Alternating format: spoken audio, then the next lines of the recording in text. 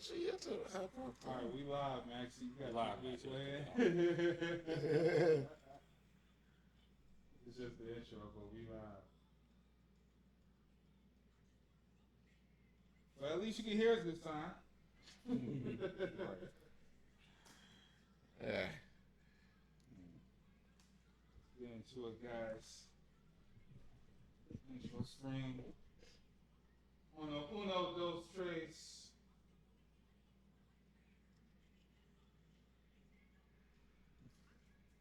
Hello, ladies and gentlemen and ladies. You are now tuned into the Fly Nerd Group podcast. I am the El Capitan of the evening, Cosmo Galactus. Peace to you all. I got the Fly Nerd Group here. I just knocked over Balrog, but it's all good. It's kind of hard when he gets mad. I know, man. I know. Hey, I got the beat up. Yeah, I'll bring that out. I got him with the bruised up. Okay. Like, it's really dope. But yeah, man, we'll get into that. Yo, let's go down the line. I'm Cosmo Galactus. Who I got here? That's Fly Nerd Group. You got your boy Corey Green, your friendly neighborhood Corey Green here on a fantastic weekend I had this weekend to celebrate my birthday and all. Happy birthday, Corey! He was waiting for it too. Oh, wait. I was watching Keith Furry and stuff, man. So who we got back there? We got a couple cats back there. You have the one and only Chauncey Prime. No, what's up, y'all? Chauncey Woods in the house. Glad to kick it with the Fly Nerd fam. What up, man? And who else we got? The Enigma called K-Max. I like that. Hey, Streaming the BET Awards and just tripping on that while we're doing this. Oh, what's going on In other the words, BET killing his Awards? brain cells. Yeah. I don't know. I think that about American Gladiators. Ha ha. I like music, so. I like music and movies. I like things that are fun. Some of the performances are good. Like what? DeVito. I actually liked the Coco Jones, the Uzi Vert, I Want to Rock song. No matter what people think about it, it definitely gets.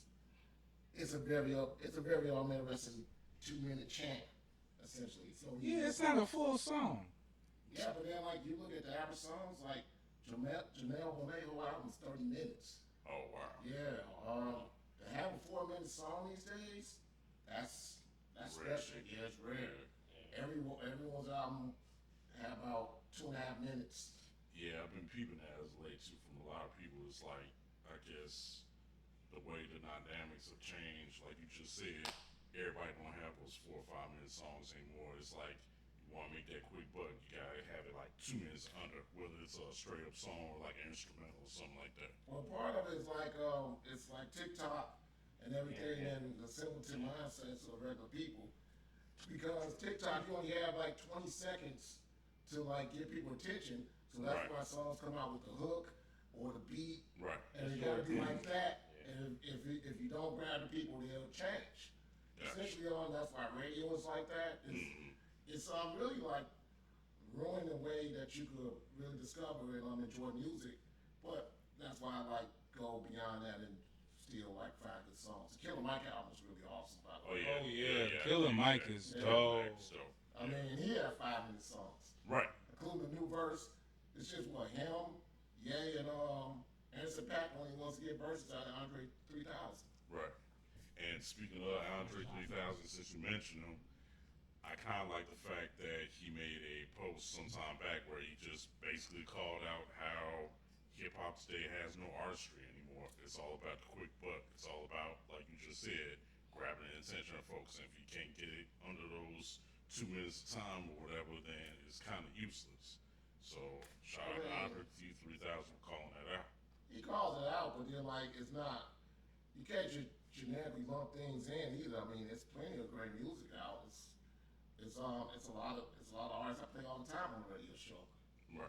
But Yeah. what's been promoted and what's really sadly popular is what's, like you say, is On a mass scale, things are terrible, but I mean that still doesn't mean it's not good music being made. Oh, I'm not saying that, but it's just like it's harder to look for and find than what's generally already being played to begin Not with. really. I mean, I spent 5 minutes on Bandcamp and I'll be halfway out of like damn near $50, $100 if I keep going. Okay, I don't use Bandcamp.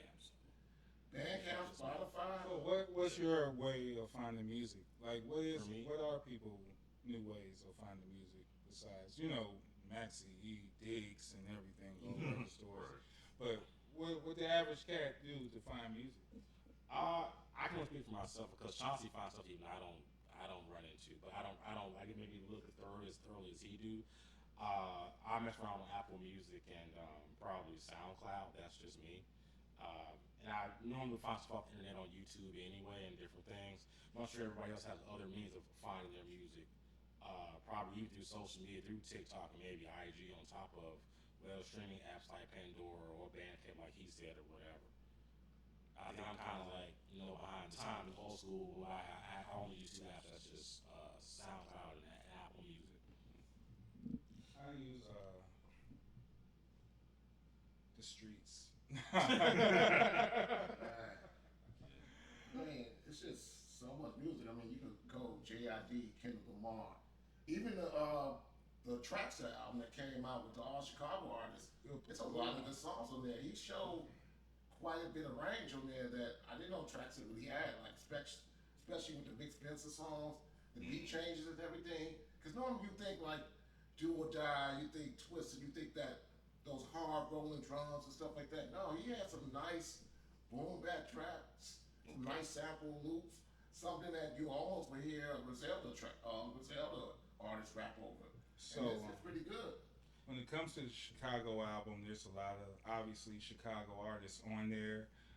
Vic Spencer, I Am God, Shauna, Tifa, Do or Die, of course, Twister. It's this Lupe On there? yeah. Tia London is all over the album. Yeah, so no, it's really good. The Status Selector album is really dope. Okay. Yeah, I mean like it's just boatloads of music.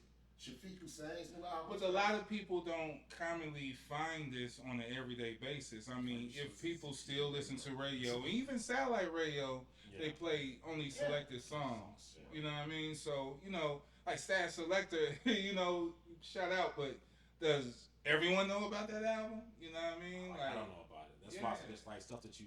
This is like with anything we're into, especially when on the nerd side of stuff. Share stuff that you like. I really like. Kind of push that a lot. Stuff that you like, you think that's cool.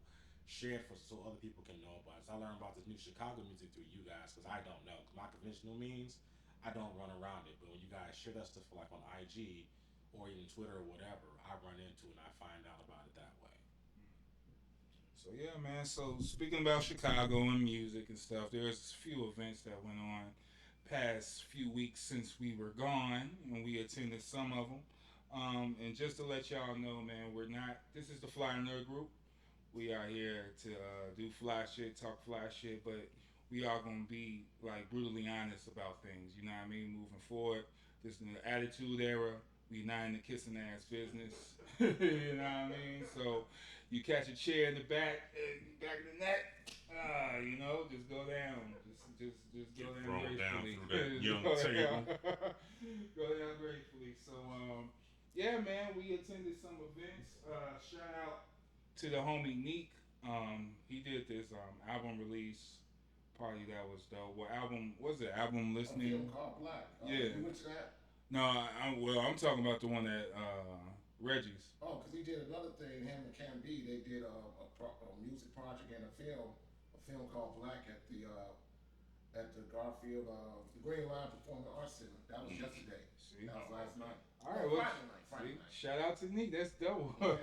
So yeah, I went to the one event at Reggie's. It was pretty dope. He was doing the Die Ruten. Was it Die? Die Ruten. Yeah. So, Die Ruten, which is a German name, by the way. it is. So yeah, he did his performance. He had other acts up there, and it was pretty dope. A few heads dropped by, and He essentially had everyone that was on that album perform the songs, which was super dope. He went and like centered the stage and had like a separate stage from the main stage to highlight himself. I thought that was really cool. Okay. It was a great presentation. Shout out to Neak, for putting together a great show. And shame on everyone who wasn't there. Okay, for sure. So yeah, man. So we also went to another event, the Hyde Park Fest, and it was my first time going. So me and Maxie rode through. It was cool for some parts, you know, because there's a lot of things that's happening in the city, right? Like this Hyde Park Fest just started. The Silver Room Block Party is going to happen soon, but you know this is the last one, right? This is the last one for the Silver Party. That's Silver Room Block Party. It started out in Wicker Park, Milwaukee, in Cocaine Alley. But What? yeah, no, That sounds like the final fight stage. yeah. But no, a lot of people realize the Hyde Park Festival originally started out as the Hyde Park Beer Festival. And shout out to Reese, and he called it out like, man, there's no beer, it was no variety. It was like one sponsor, and that was the main beer. Versus having a variety of beers, which the festival was originally based on. Right. So yeah, I mean that was cool. The lineup was I was able to be behind the scenes backstage and was in the conversation with one of the producers. There was a couple artists that they could have brought in. They could have brought in Summer Walker, for instance, and that would have been crazy. But you know, Lil' Kim lazily did one of the worst performances I've seen recently.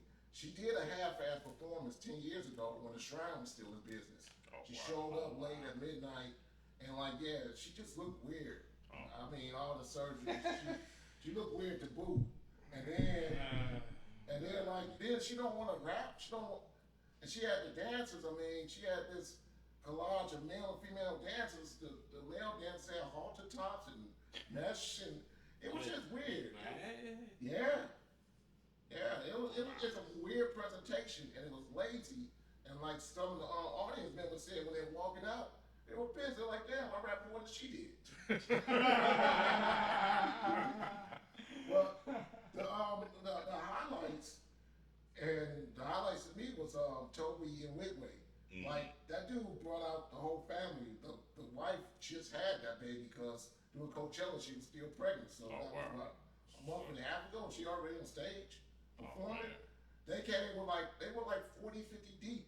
They had the nannies. It was like the band. It was nuts. Oh wow. So yeah, and shout out to Brandon Johnson, who was also in the audience on the side watching his performance. Mm-hmm. But the Toby and Whitway is an experience. I mean, lyrically, presentation-wise, the dances, the choreography, the like soul that they put into making their music and the presentation leaves a lot. It says a lot about them, and yeah, it's shocked a lot of people because people like zombies. I mean, Robert Glasper was doing something short of a Little Richard, piano riff, and people and with Layla Hathaway singing, and people were literally looking up there like boy, and then like 2 Chainz said, "It's your birthday," and everyone lost their mind, jumping over rails and everything. It's just, that's wild. it's, and then like this is not an audience full of kids. Right. It's an audience like most of our peers, like Our age. yeah, Right. past 35 and older. So, So I went to the first night, and there's a few discrepancies I had too because even just carrying on with the other night, a lot of door hassle, a lot of red tape at the door. I don't care what type of entry you're going in, general admissions, whatever. It was a lot of red tape, so I had to plan that time, a lot of time. You know what I mean? Going in, you get the red tape, we walk in. I wanted to see the homie Fillmore Green. That's why I was rooting for and waiting to see his performance. I heard he rocked it, by the way. Shout out to Fillmore. But it was just so much red tape, you couldn't even see the show because by the time we got inside, it was over. You know what I mean? Yeah. You're going on at 3:15 in the afternoon anyway. You know what I mean? You're like, come on, man. You got to throw that in a little bit later, man. People want to see that, So, and the other local acts the next day was mid-afternoon, and there was a few complaints about that. Hip Hop 50. Yeah. And Mattel, Shauna, Crucial Conflict, which rocked the best. And it goes back to what we were talking about new music. Well, I didn't know those Crucial Conflict songs that weren't the hits. They tried to do some new stuff and people was like, what the hell is this? It wasn't until they did their hits. And everybody's like, yes. And that's what you saw on my Instagram page. But yeah, like Twisted kills anything he does. I mean, Do or Die was out there, you know, that day. And then like when what is it, Pope Pimpin' is the name of the song when he Twisted came and did his verse. Yeah, he came out and did that. Everybody was like, whoa, and he did a Busta Rhymes-esque performance, and Freddie Gibbs does this too. He rapped it really fast, like in the normal pace of the song. Right. Then he cut off all the music and did it a cappella, and he said it slowly, so he wanted people to understand what he was saying. That was dope. That's dope. Yeah, Twisted dope. Yeah, so so you do the layman term, layman version of the verse. I don't know why I don't want that female rights. Right. The bouncing ball. Yeah. So nah, man, that's dope. But yeah, you know, and it was like that. It was a mixed crowd, but it's a festival. You know, it's not a concert. It's not a full, you know, everyone come for this particular act. You know, it's different people, different things. Because that's how I felt about the clips. I went there for the clips as well. You know, it was good to see No Malice and Pusha T on stage. I heard Pusha T been dissing heads too, man. Shout out to Pusha T, man. He don't stop. Yeah. He don't stop. He just did Jim Jones. Yeah, man. He don't stop. He don't stop, man. Yeah, but no, I mean, that was a highlight. And then, like, they did songs. I just realized that I never really seen the Clips perform. Yeah. Together. Well, that was my first time seeing it. Yeah, I mean, I seen Pusha a bunch of times. Yeah. And I did promo on the last album, and they did Feel Good. And that was in a club, so it was in a club. It wasn't like on stage and everything, but man, they did Virginia. They did Keys Open Doors. Keys Open Doors. Dude, I love that track, man. Keys Open Doors. They did Right Around Shining. Maxie likes something. Yeah. Never saw this excited. Yeah. I'm scared. But then, like, what the crazy thing was, this one girl was like, hey, why don't y'all gonna do your songs? And we all looked at her like, what the hell? I don't care. I want to hear the songs. But that's the thing. Some people just know the clips for the club hits. You know what I mean? Yeah. The little club songs the DJs played all the time. But don't know the catalog. So that was another mix because it was like there was a portion of the crowd that was rocking with it. Yeah. And there was another portion was like just a few songs. Oh yeah, that's cool. Man, I don't know, man. The drums and stuff like. Hey, to hear Neptune's beats, because those are Neptune street beats to me. So to hear those beats and just to hear them rapping it, hey, I loved it, man. I knew every song. I enjoyed it. So that's one good thing I liked about it. But I didn't go the second day, so that was all you. Yeah, I like Robert Glasper and Later Hathaway.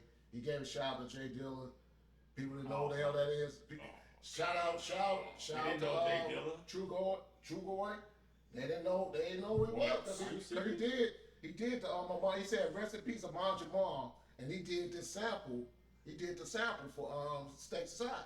And people just up there like, yeah, man, it was a weird crowd. I don't know what the hell. I would have flipped the table. Well, you would have been flipped out of over the gate because that security. Why the F that security, man? Screw them guys. Most inept, just pieces of crap, man. I mean, I ain't got nobody get in.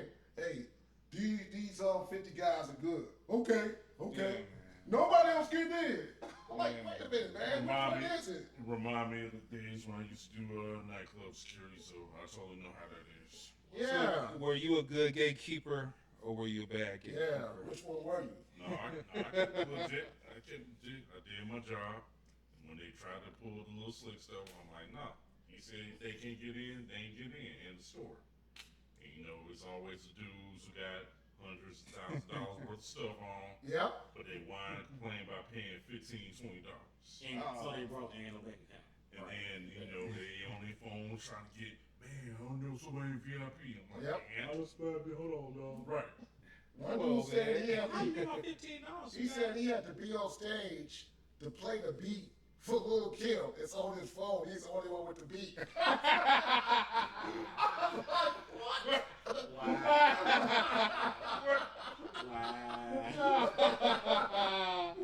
Oh, man. Hey, man, it's Diamond, man. Come on, man.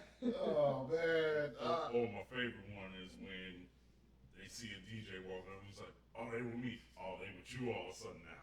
10 minutes later, they didn't even know who you was. Yeah. Like, come on. I mean, it was a lot of bullshit, man. I mean, I felt betrayed by a lot of people that I know and see on a regular. And I get treated better by outsiders that I don't see hardly at all or have no obligatory reciprocal relationship with per se.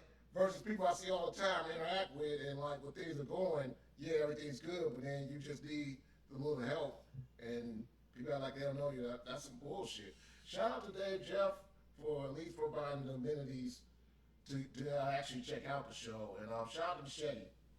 And shout out to everyone, all the friends and people, Clans, Tito, everybody who I did see back there. It was all good. And yeah, shout out to Robert Glassman. He was cool. And Sean. Just cuz. So anything else on the event list? Anything else worth mentioning? Gamer Universe. Yeah, what's up with you? Where you been at? Yeah, man, I've been all over the place. So, I went to my first Street Fighter 6 tournament at Mid Lane on the north side, over there by Milwaukee, by Logan Square. Sadly, went 0-2, so I could not use my controller. But Mid Lane Esports is really cool, nice place. I have a 6-button PS4 controller. It does not work on the PS5 at all. So I did not have a converter, so I had to use a regular PS4 controller. Fine, whatever. But Mid Lane was a pretty cool experience. Shout out to Mid Lane Esports. How was the 6-button controller? It has 6 buttons on the face. Like the one, well, I'm getting the Octas for the PS5. So it's similar to the one I have for the PS4, but it's a little bigger. But it also has a touchpad on it. So the PS4 one I have, it does not have a touchpad at all. So it has all 6 buttons on the face. When I play my Street Fighter games, I need a 6-button controller to play with. Because I'm not too great on the PS5 controller. So on Saturday, I went to Gamer University here in Washington, and shout out to I Play Games with Kevin Fair and the guys. They ran events there and in Mid Lane, and we had a Street Fighter 6 tournament there, and that one I won. Congrats. So yeah, and that was a lot of fun. Who you play with? I played with Guy the entire time.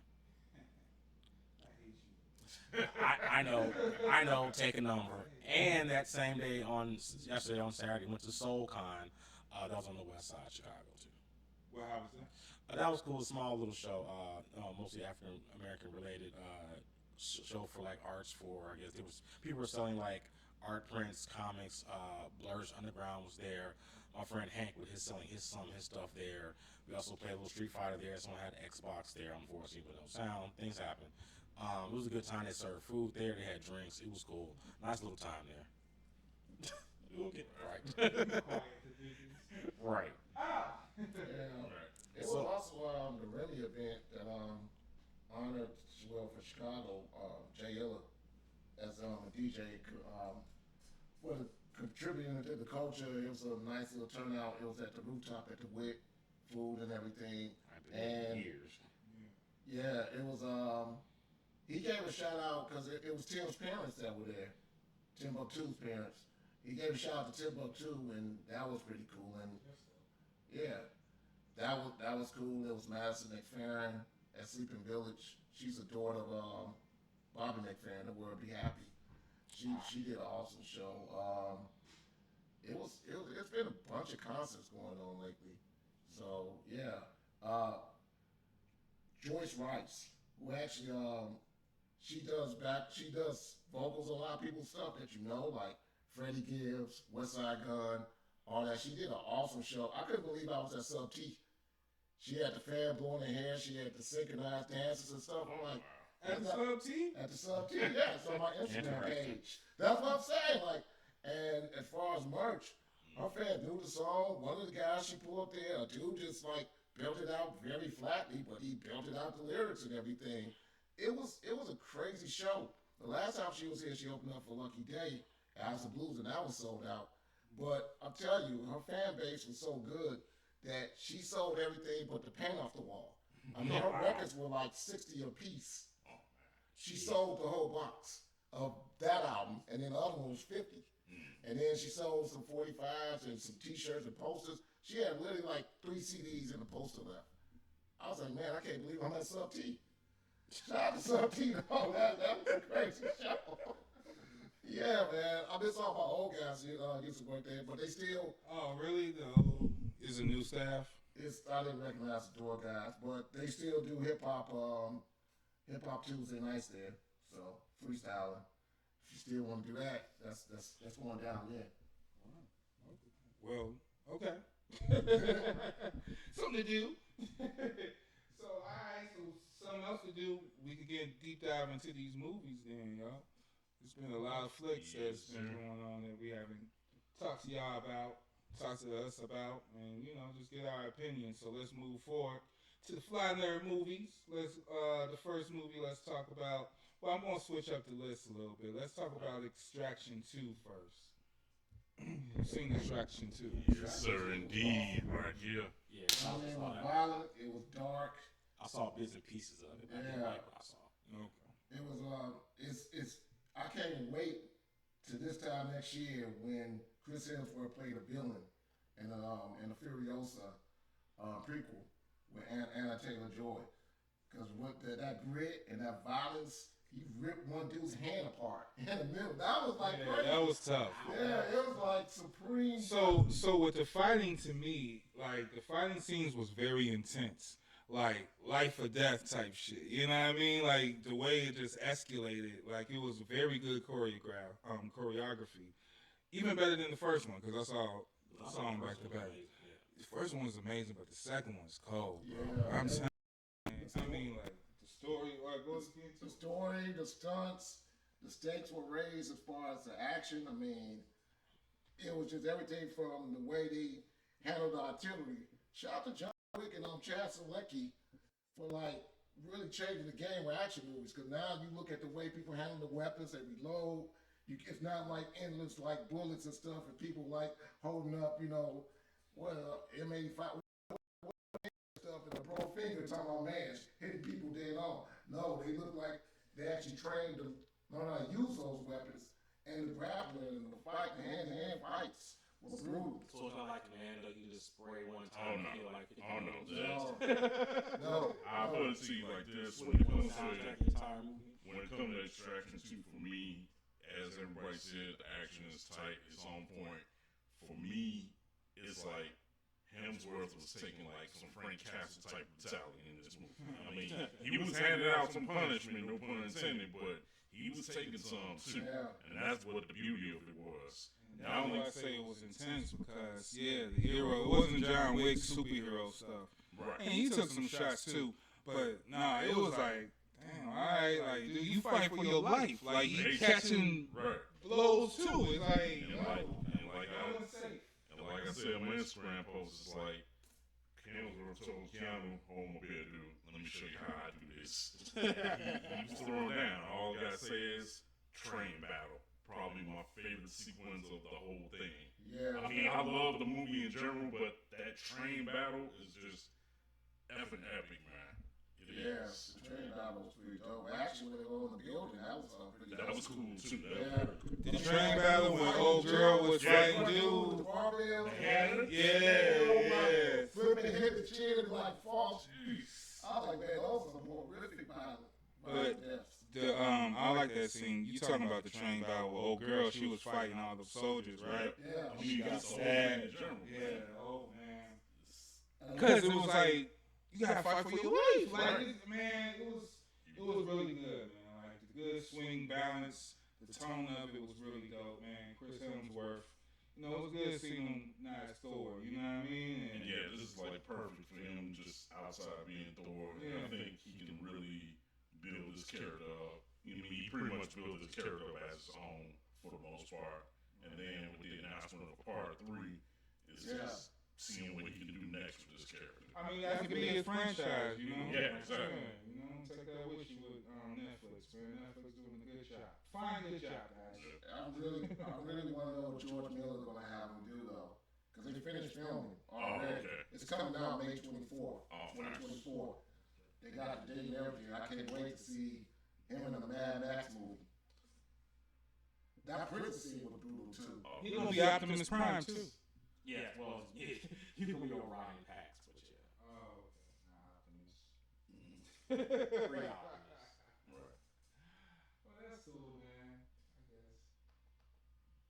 But speaking of Transformers. Oh, good transition there, Corey. Outlaws just transforming. I'm here. You know what I'm here to talk about. We're going to talk about some Transformers today. We're going to talk about some Transformers today, Corey. Transformers Rise of the Beast. Sir, we have a lot to talk about. So let's get into it. So let's since you're here, you're a historian, such as I. So let's talk about the history of like Beast Wars and where this concept of the Rise of the Beast was. So pretty much, if you were grew up in the '90s or OGs like us, you probably some of us watched, some of us didn't watch, but the Beast Wars cartoon show that came out, I think like '95, '96. And really, to be honest, Beast Wars really helped save the franchise, preserve the franchise for new fans past G1. So without Beast Wars, I don't think Transformers would have lasted up to 40 years now. So it was the first, I think the second 3D animated show in the 90s from the same company that made Reboot, worked on Beast Wars. So Beast Wars is connected to G1. And so those Beast Wars characters were in the Rise of the Beast movie. At least the first season of them, that was Optimus Primal, Cheetor, Rhinox, and Airraiser. I think Airraiser came either later in season 1 or in season 2. But yeah, it was nice to see them interact with the Autobots. We had something like that with the Transformers show from Netflix, War for Cybertron and Kingdom, where pretty much both eras met each other, did the thing to help save the universe. That's what they did with this film to a degree, where I believe that Unicron attacked their planet. They were on a different planet, like a jungle or forest planet that they were on, and they had to force to leave that planet to come to Earth. I guess a lot of years before 1994. They had been there for years and hiding from Unicron. I thought that was actually pretty cool. And I did like they were like the same size as Autobots, because in Beast Wars, they're the size of regular animals. But I thought it was actually pretty cool how they handled So in Beast Wars, this eagle is the size of the real eagle? Yeah, they're all size of regular animals in the show. Yeah, Regular animals and dinosaurs. But they took a little bit, they did something different. In the movie, they're the same size as regular Autobots and Decepticons and whatnot. So for me, I never was into Beast Wars because, the animation. I don't know. I wasn't into the animation, man. I was into it was early '90s, like you said, the reboot. I remember that too, but I didn't watch that shit either. So I love Transformers, but this concept was a little bit over my head. But I heard the story was dope. You know what I mean? I just wasn't a fan of the animation. I just couldn't get it in my head. I wasn't ready to see Optimus Primal as an ape and all that, and animal. I just wasn't into that. And see, I was like you two also. I saw, back in the day, and I talk a lot of shit about this show. Like the more I talked, the more I watched. I sat down and gave it a chance. Like, it's actually pretty good. Yeah. Like the writing's like really good. Like I think it even rivals some modern shows to a degree with the writing, and how the characters are portrayed. And it's kind of silly, but not silly. It's more they poke fun at certain things and each other a little bit, but the characters aren't goofy. There's times when like the show is serious. There's times when the show is kind of comedic. It was all handled very well. And for a kid's show, a lot of characters get off in this show. Yeah. So don't get too attached to a character in Beast Wars, because they may not make it in the next season. That's true. So moving forward, along with that, of course, everyone's seen Transformers, the animated movie. You know what I mean? So Rise of the Beast, to me, take me to a little bit of both of those eras. So here you go. You got Scourge. Well, it takes place in the 90s. Yeah, like 1994. 1994, right?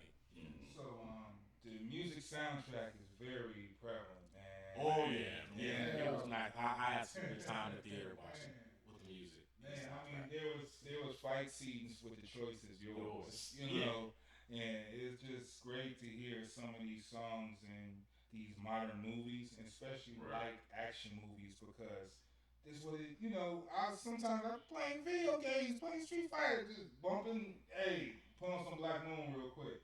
You know what I mean? We get in the zone, So, Wu-Tang or something, so to see this in actual movies and film was pretty dope. So yeah, take place in the 90s. What was the guy named? Homeboy. Who? The actor? Yeah, no, not The director. the lead actor. The guy. Anthony the Ramos. Yeah. Austin Austin. Anthony Oh, Ramos. Hamilton. Hamilton, and she's got to have a Netflix series. Really? Austin, yeah, he was in that. I never watched that. Oh, okay. He played surprisingly Spike Lee's character Mars. Ah. in, Oh, Big really? Bird. Okay. Yeah. Yeah. Shout out to the Fishburne. Dominique Fishback. Fishback. Yeah. Yeah. You know, Swan. yeah, like I mean, when the trailer came out last winter, Mm-hmm. we didn't know who she was. But then, like, after the new year, Swarm came out. Right. Thank God she's going to be remembered for something other than, Swarm. Because, Right. yeah, she played the ultimate Swarm in the villain. But my thing with Rise of the Beast that I didn't watch Beast Wars either. That was by that time I was at home watching TV, so I was Generation One, the first animated movie, and yeah. But then I like about Scourge, and Scourge was vicious. He was like, peel their skin off and get to something. I'm like, damn, if you peel the skin off, they're dead. I'm like, I mean, he was vicious, and I love that. Like he was just going in. Yeah. So I mean, I thought that was really cool. I thought a lot of you can actually tell who's fighting, like who's who. Thank The God. fight scenes. I got so tired of having matching metal to camera this close. You all you see is metal matching together with the fight scene. It used to drive me crazy. And then like they did 1994 New York. I like how America's terrible, worst country on the planet. You don't have no money. You gonna be sick and die. I like how they showed that. And then like the little like microaggressions, passive aggressiveness on the job. The Dominique Fishback character was doing all the work and the research, and then the white one was taking all the credit and going to the parties and getting all the right. Then she was an intern. Yeah. And she So knew like everything. that's She like was really underground like on 1990 workforce stuff, and then I thought that was really good, and I'm gonna say the understudy. Well, I don't call him an understudy, but the director matters. This guy Stephen Cagle Jr. He was under the great one, Ryan Coogler. So that's like that explained all the culture and everything, the attention to detail and putting the story together and shooting action. Because he did Creed 2, which was also good. Okay. Yeah, so this guy, like I think he's only like 30, 31. So he wasn't even around when the original Generation 1 came out. But for him to like understand, he understood transparency. Yeah, he understood the concept and he made it digestible. Yeah. Like you said, there was recognizable characters. And then he's a black director, so there was an undertone of blackness that you could feel right along with the soundtrack, but just the way the tone and everything. Because like you said, he came from the camp of black directors, so you could just feel that. It was like a black Transformer movie, kind of. You know what I mean? Even though voice my favorite character, Mirage. Pete Davidson. Yeah. Surprisingly, I'm not a Pete Davidson fan. I I'm never even cared for that dude like that. Yeah. I have to give him his props. He did a good job as Mirage. That I was was worried he was going to be like annoying. That was the overall shock of the movie for me right there, because it's like you said, I am no way, shape, or form down with Pete Davidson, but for him to play Mirage like he did, I gotta give credit where the credit's due. And low key shout out to doubletoasted.com, because when they did a review of this also, they kind of made similarities of how Mirage was portrayed as opposed to how Hot Rod was portrayed in the animated movie from '86, because they had similar personalities. They playful, they go-getter type, jokey, use colloquial terms and stuff like that. Exactly. So now I heard I heard some people they should have used Jazz and Blaster. Well, here's my thing. Well, for one, I was like, they should use Jazz. It depends on what universe you're following. I mean, the Bayverse, he did snap Jazz in half. Which I hate, because I want Jazz to get ridiculous. Well, there's an episode in the G1 cartoon. Actually, there's two. There's Autobot and the other one with Carlos was Autobot, and then the one they stole the cars with. They first met Raul. Yeah. There was two Raul episodes. So, Autobot was one of them, was the second one. I forgot the name of the first one. I forgot the name of the other one too, but I know what you're talking about. That relationship is similar to how it was with the new guy in Rise of the Beast and Mirage. So Raul was a car thief. Well, Trax and the Autobots were. Oh yeah, right, okay, right, yeah. That's one of my favorite yeah, episodes. Right. So the Autobots were stopping some crime in New York. They were running their little missions and whatnot. Trax went to go chilling, and he got caught up by some car thieves. And Raul tried to steal him, and of course they end up befriending each other because he helped Trax because Trax got into an accident. He fixed him and found out about a whole car theft ring that Megatron had going. It was in New York at that. Right. It was a really cool episode. And in Autobot, it was Trax and Blaster. It was a very hip hop, centered episode. It was really cool. So it reminds me of this. I wanted Jazz for this film because Mirage turned to literally Jazz turned to a white Porsche. Yeah, right. So I was like, why don't you just use Jazz? Use Mirage. I'm like, I guess, guys. But to be fair, if they want Mirage in the Transformer franchise, they cannot make it a 4-in-1 race car because they're not street legal. So fine, whatever. But I want some Jazz redemption on the big screen. I'm not a fan of him getting killed in the Bayverse mess. I found the racist, actually, to be honest. I'm not, no argument for me. Shout out to Toby Wigway, who was also in on the cocktail. Yeah, that's true. He played. I mean, the guy from Houston, but he hit that accident. That's Right. an accident. He put that New York Oh, accent really? on there. Yeah, he's from Houston. Oh, yeah. wow, okay. Yeah, nah, he did an awesome job. I didn't know what to think. I knew he did the theme song with him and Nas and directed the video, which is pretty dope. But I didn't know he was actually acting in it as well. Mm-hmm. So I thought that was pretty cool. How y'all feel about Optimus Prime character development?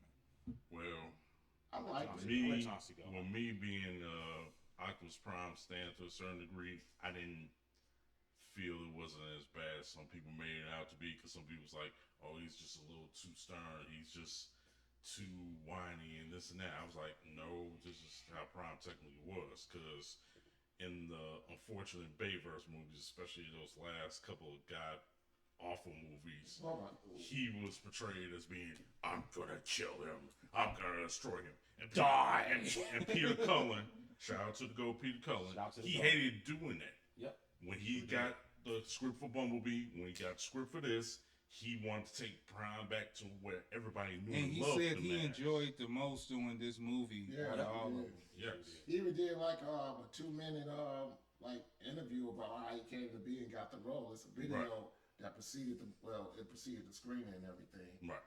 And yeah, that was really good. I like Prime. I mean, he was sort of jaded, distrusting because of what happened in the events of Bumblebee, and that made sense for his character. Yep. Right. He's stuck on this planet. He want to go home, and then like that's the crux of the whole turning point of the story. Like His leadership. the Anthony Ramos character had to like learn to be because he didn't get the security job because he didn't know how to be a team player. And so they had to learn how to work together instead of working against each other. But that's what gave them film heart.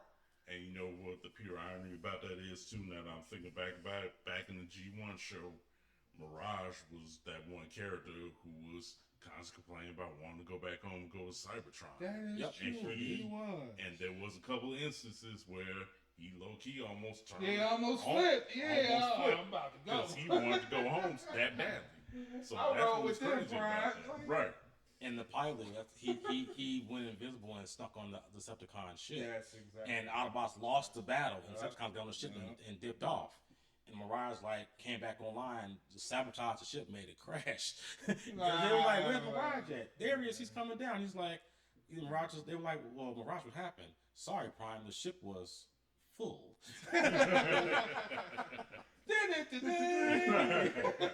But yeah, man. But I love Prime in this movie. And we just had some. I felt like his portrayal in other films prior, except for Bumblebee, which just really was not done well. And also, even in general, the movie in general treated all the robots as characters, not a special effect. Yeah. Right. Yeah. That fight scene when they were battling all the bots and Optimus Prime swung off a deck, tore his bottom part, and then the fluidity of that scene came down, and then you have Rossi and who was RC and Rhino. Yeah, shooting. I mean that scenery, man. That's like the best thing I've seen since the animation. It was good. It was. Man, it really matters who's in the director's chair. And I think that flight the longest. And shout out to Travis Knight for making Bumblebee and showing us what a good Transformers film can look like with characters done well. Right. He made the Two Strings movie, that animation movie. Kubo and the Two Strings. Yep. Yeah, if you have not seen Kubo and the Two Strings, I highly recommend it. One more thing. Favorite funny part was when Primal had bashed one of the Scorponauts or whatever like that. Yeah. Aqua was like, he was mine. and then Primal was like, right. It was like, That's two primes. right, exactly. Well, And shout out to Ron Perlman too, man. well, Shout out to Ron Perlman's Aqua's problem. That's true. So what I felt about it, it was dope. It really, as far as cinematic movies, one of the best Transformers movies that I've seen on film, besides Bumblebee. But I think overall, just movie, this was kind of the best to me because the portrayals. You know, we all talk about different characters. We all talked about the growth and development of these characters. I like Optimus Prime as well. I like Bitter Prime. You know what I mean? Like He's supposed to be. He's supposed to be bitter. At that time, Bumblebee. Because at that time, these heroes is failing, right? Yep. Like the war's still going on. Megatron is this version of Megatron. We don't know where he is. We haven't seen him yet. So he might be out there killing. All hell, Megatron might be going on somewhere. Or on Earth somewhere, hidden somewhere for all we don't know. We don't know. So there's a lot of things he wanted to touch on. So I could feel his frustration. He was bitter. Because he had a lot on his shoulders. As far as Mirage go, I mean, I would, after someone did say, shout out to Risky, actually, he brought up the Jazz thing, but I would like to see Jazz, but Mirage was dope. I like the interactions, I like the effects, I like the visual effects of Mirage and how he was using his holograms and stuff to trick everybody and stuff. And it was That was pretty really dope. cool. And he had a lot of character, too. Yeah. And speaking of character, what do you want to think about the voice talent? For me, like I said, shout out to Ron Perlman, shout out to Peter Cullen. Michelle Yeoh did good as Air Razor. Like I said, Pete Davidson surprised me with Mirage. RC was dope. Yeah, RC was cool. Oh, shout out to Coleman Domingo, who actually did a decent job as Unicron. Yeah. That's what I was going to ask. How y'all feel about the crime? Unicron was dope. This is probably the best set they had all night. Eric Sermon, Keith Murray, Redman. Oh, really?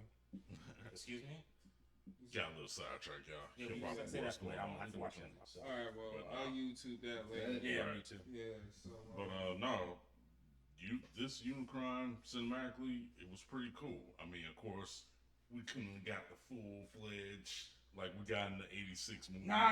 But it was close enough. It was close enough. They gotta make a trilogy. Make a trilogy, man. He can't transform in the first movie.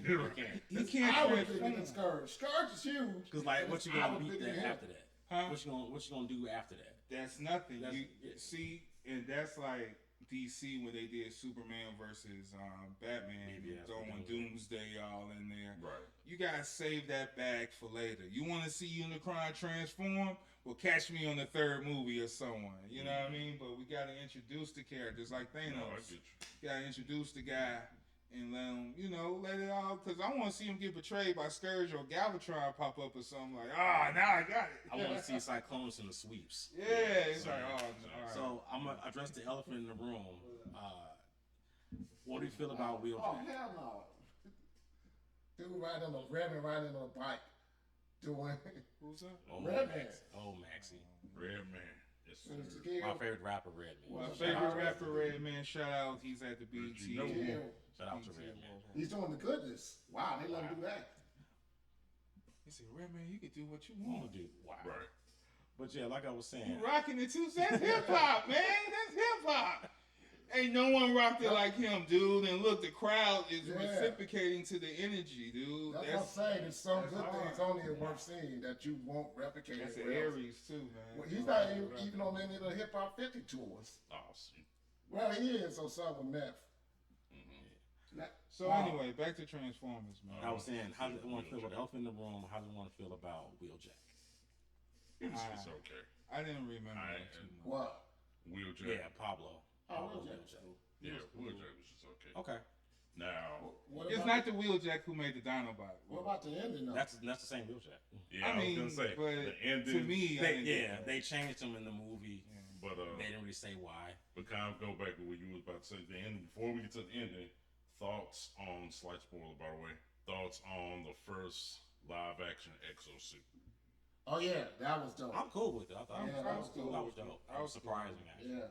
That was good. It made sense. They made it make sense. If they just had something else and he was, if they had it in any other circumstance, that's cool. I still don't like the humans being victorious over the Transformers all the time. Well, Like holding Optimus Prime and Right, pulling right. him was like, ah, come I accept on. that. Then Come like on. Shia LaBeouf screaming every 5 seconds. But and see, lying. That's better than that. and it then is that better than and Optimus being murdered by 3,000. well, I like the fact You that can't talk to lawyers.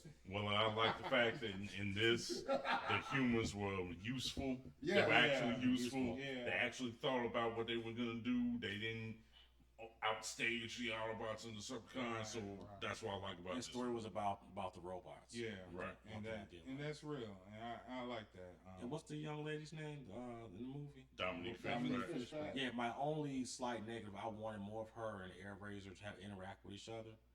I thought that was cool that Because she had the actual. the statue Artifacts. artifacts. Yeah, I wanted more of a friendship between her and Air Razor. They I guess they didn't have a chance to get into that. Hey, Hellraiser got poisoned. That shit was funny as hell. Yeah. I was kind of sad, man. I'm an Air Razor fan. I was, She got the virus. Yeah. yeah, man. Like if you watch the show, you'll see why Air Razor is a really important character. But as K-Max was about to say, with the And ending, then when I saw the screen, and then people literally jumped out of their chairs in excitement. It was segments of the room when people jumped out of chairs, and there was another segment when people didn't understand and was looking around like, why? What's the big deal? I don't get it. I knew what he was like talking to dude. I knew where it was You know, going. I knew where it was going with the G.I. Joe thing. now, as I'm pointing to this man right here, you know he's one of my very best friends in life. Love him like a brother and all that. But I ain't never seen this man have a conniption fit like he did He ain't lying. when that reveal happened. I'm like, dude, You went I- nuts? You do I- went nutty? do I need to get I you a never saw tranquilizer? something. It was like, I need to give you shock therapy. Is you okay? Say something. I did not think they had the balls to actually even do it. Okay. And I'm like, They rebooted with Snake Eyes, even though it wasn't a financial success. They are trying to recreate. yeah, but ain't nobody care about that snake. The movie was probably terrible for when I No, heard. it was good actually. I guess I have to see it. It had to be better than the second G.I. Joe film. But I did not think they had the balls. I mean, the toys looked at hot. I wasn't impressed with the trailer. What I saw was not too thrilled about. But I'll get on that later. I did not think they had the balls to do this. Why not? Because I say, if you're going to put some humans in it, then why don't you put the G.I. Joe in it? Well, number of reasons. One, G.I. Joe is a hard property to make for a film to get new people to enjoy. Although the toys sell very well, they sell to a very select audience. That's us, guys in our age bracket. Even kids that grew up in the 90s don't care for G.I. Joe like that. So I guess they're going where people will watch G.I. Joe by Transformers They proxy. couldn't revamp that. They tried revamping that cartoon. Renegades, I'm not a fan of it, but I heard people really like it, so that's fine. But not enough to regurgitate a film franchise. Right. I just did not believe that. Well, I heard rumblings about them trying it. I never thought in a million years to say the first movie. Oh, we're going to cameo G.I. Joe at the end of the movie. Like, are you freaking serious? Hey, I'm with it. I'm with it. Chauncey can tell we've had numerous conversations, especially in the car come from movies, about how to do G.I. Joe. And I'm like, if you're going to do G.I. Joe, you do full cartoon. You don't F around with it. Go full goofy, full Goofy? When I mean that by that full science fiction. Everything they do in the cartoon, I want similar to in the film. All the crazy How do you feel vehicles, about the science fiction, The all G.I. that. Joe Retribution movie. That was awesome, yeah. I love that. I love that. Yeah. I wish it was more. The G.I. Joe Retribution. It's just an animated film. The one that came out 30 years Over ago? a decade ago. No. No, That- sir. No. I'm talking This about came the out live early action one with 2000s. the Rock. No, screw that movie. No. Yeah. You didn't like that movie? Screw that movie. With Tatum and Rock? No. I liked it. I think the first is even better than that one.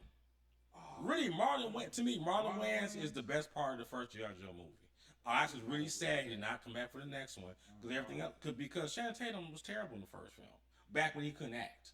Yeah. And Marlon Wayans, to me, I think, Chauncey, we supposed to see that? Yeah. Yeah, I was surprised. Marlon Wayans, for me, carried the film. It was like, wow, and this is back when I thought he was just a comedy actor and that's it. Right. To me, that film showed his range and showed how good he was. I liked him more in that than almost anybody else. I call him the mummy or the bad guy from 24, but I like Arnold Vosloo, who did not Zartan. He was Zartan. Yeah, he was Zartan. Yeah, he was Zartan. He was good. Like some of the key characters were good in those two movies. But I don't think The Rock should have been Roadblock. That's my problem. And speaking of that, somebody's not Roadblock. Roadblock is a black man from the late South. Ray Stevenson. He was fired. Ray Stevenson passed away too. Yeah, That's true.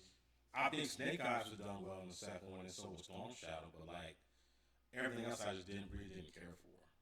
I hate to say it, I had more fun in the flawed first film than I did in the second film. Well, moving forward, maybe we'll just enjoy G.I. Joe a little bit more on this big screen as his Transformer Shared franchise expands in the future. So stay alive to see that. And speaking of universes, What's up? we going across the universe. Man, Corey, you good with these transitions, boy. Yeah. So what's up, man? Let's go into one of the Spiderverse. This is a crazy movie, man. This is a crazy movie, man. This is a Across hard the Spiderverse. Yes. Yeah, Across the Spiderverse, man. This was a crazy movie. I just be real short with it. It was dope. Totally different animation. It took 4 years to do some of this shit. You know, that one took 4 years to do? some of the characters took some. You know, each I think character one had scene was like different. 2 years. Yeah. Yeah. Some characters took like 4 years. They hired a 14-year-old to do the Lego. Yeah, that was dope. Yeah, it's real dope. shout out to Linda Miller, man. Yeah, man. Yeah. So, dope story. I really liked the beginning. I just liked how everything turned out on here. I did have a few issues. Like first, I didn't like Spider-Man being an antagonist per se, I did. but some of course, yeah. I don't know because I kind of dig that, and I kind of think there may be more to it than what they're telling. Okay. Enough of that. We'll let y'all talk about the first 5 seconds.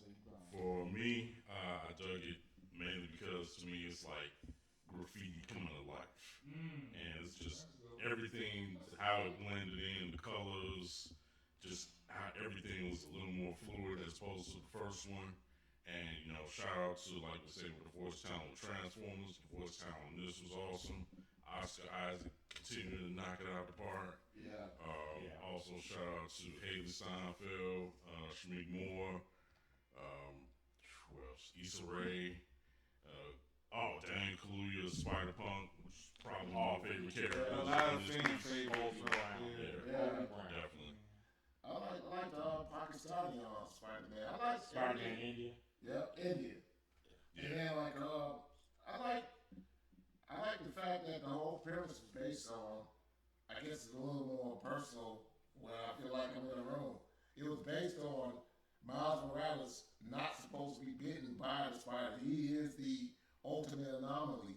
And everyone had a place in their own respective universes, and he was the ultimate anomaly. Right. Oh man, and then that twist when he thought he was home, and then like, man, he was, yeah. Hey, by this time y'all should have seen it. That movie made 600, You know. $600 million. Seen it twice. I'm trying to see it 3 times. Shout out to Byron Charlie Hill, Henry. Brian Tyree Henry as the dad. Yeah. It was He's a dad? he's dad. He's the voice of the dad. So no, it was, and they really nailed the multiverse. We got that. Because Class of 9 is a super dope show. If you always see that, that show is really damn good, man. One of the best shows on TV. Yeah. And he nails it as a FBI lead, man. Yeah. That show was super. There's a lot of interesting real facts. I didn't know, like, this is some nerd stuff. I didn't know the FBI was started 1907 or whenever before Model T car came out. Right. They said as soon as regular people had the ability to go fast in cars, that's when the FBI came out. Or it was in 1917. And I looked it up, I'm like, damn, that is when it started. I had no idea. I thought it started with Hoover. Mm-hmm. So, yeah. See, he's learning stuff. Yeah.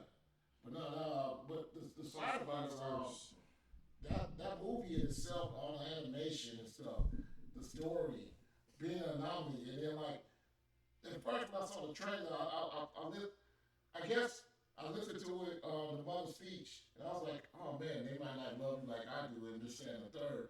If they don't want you, they might not reject you. And then like, it didn't hit home until you realize amongst his quote unquote peers that he was being chased again. He was the one that didn't belong.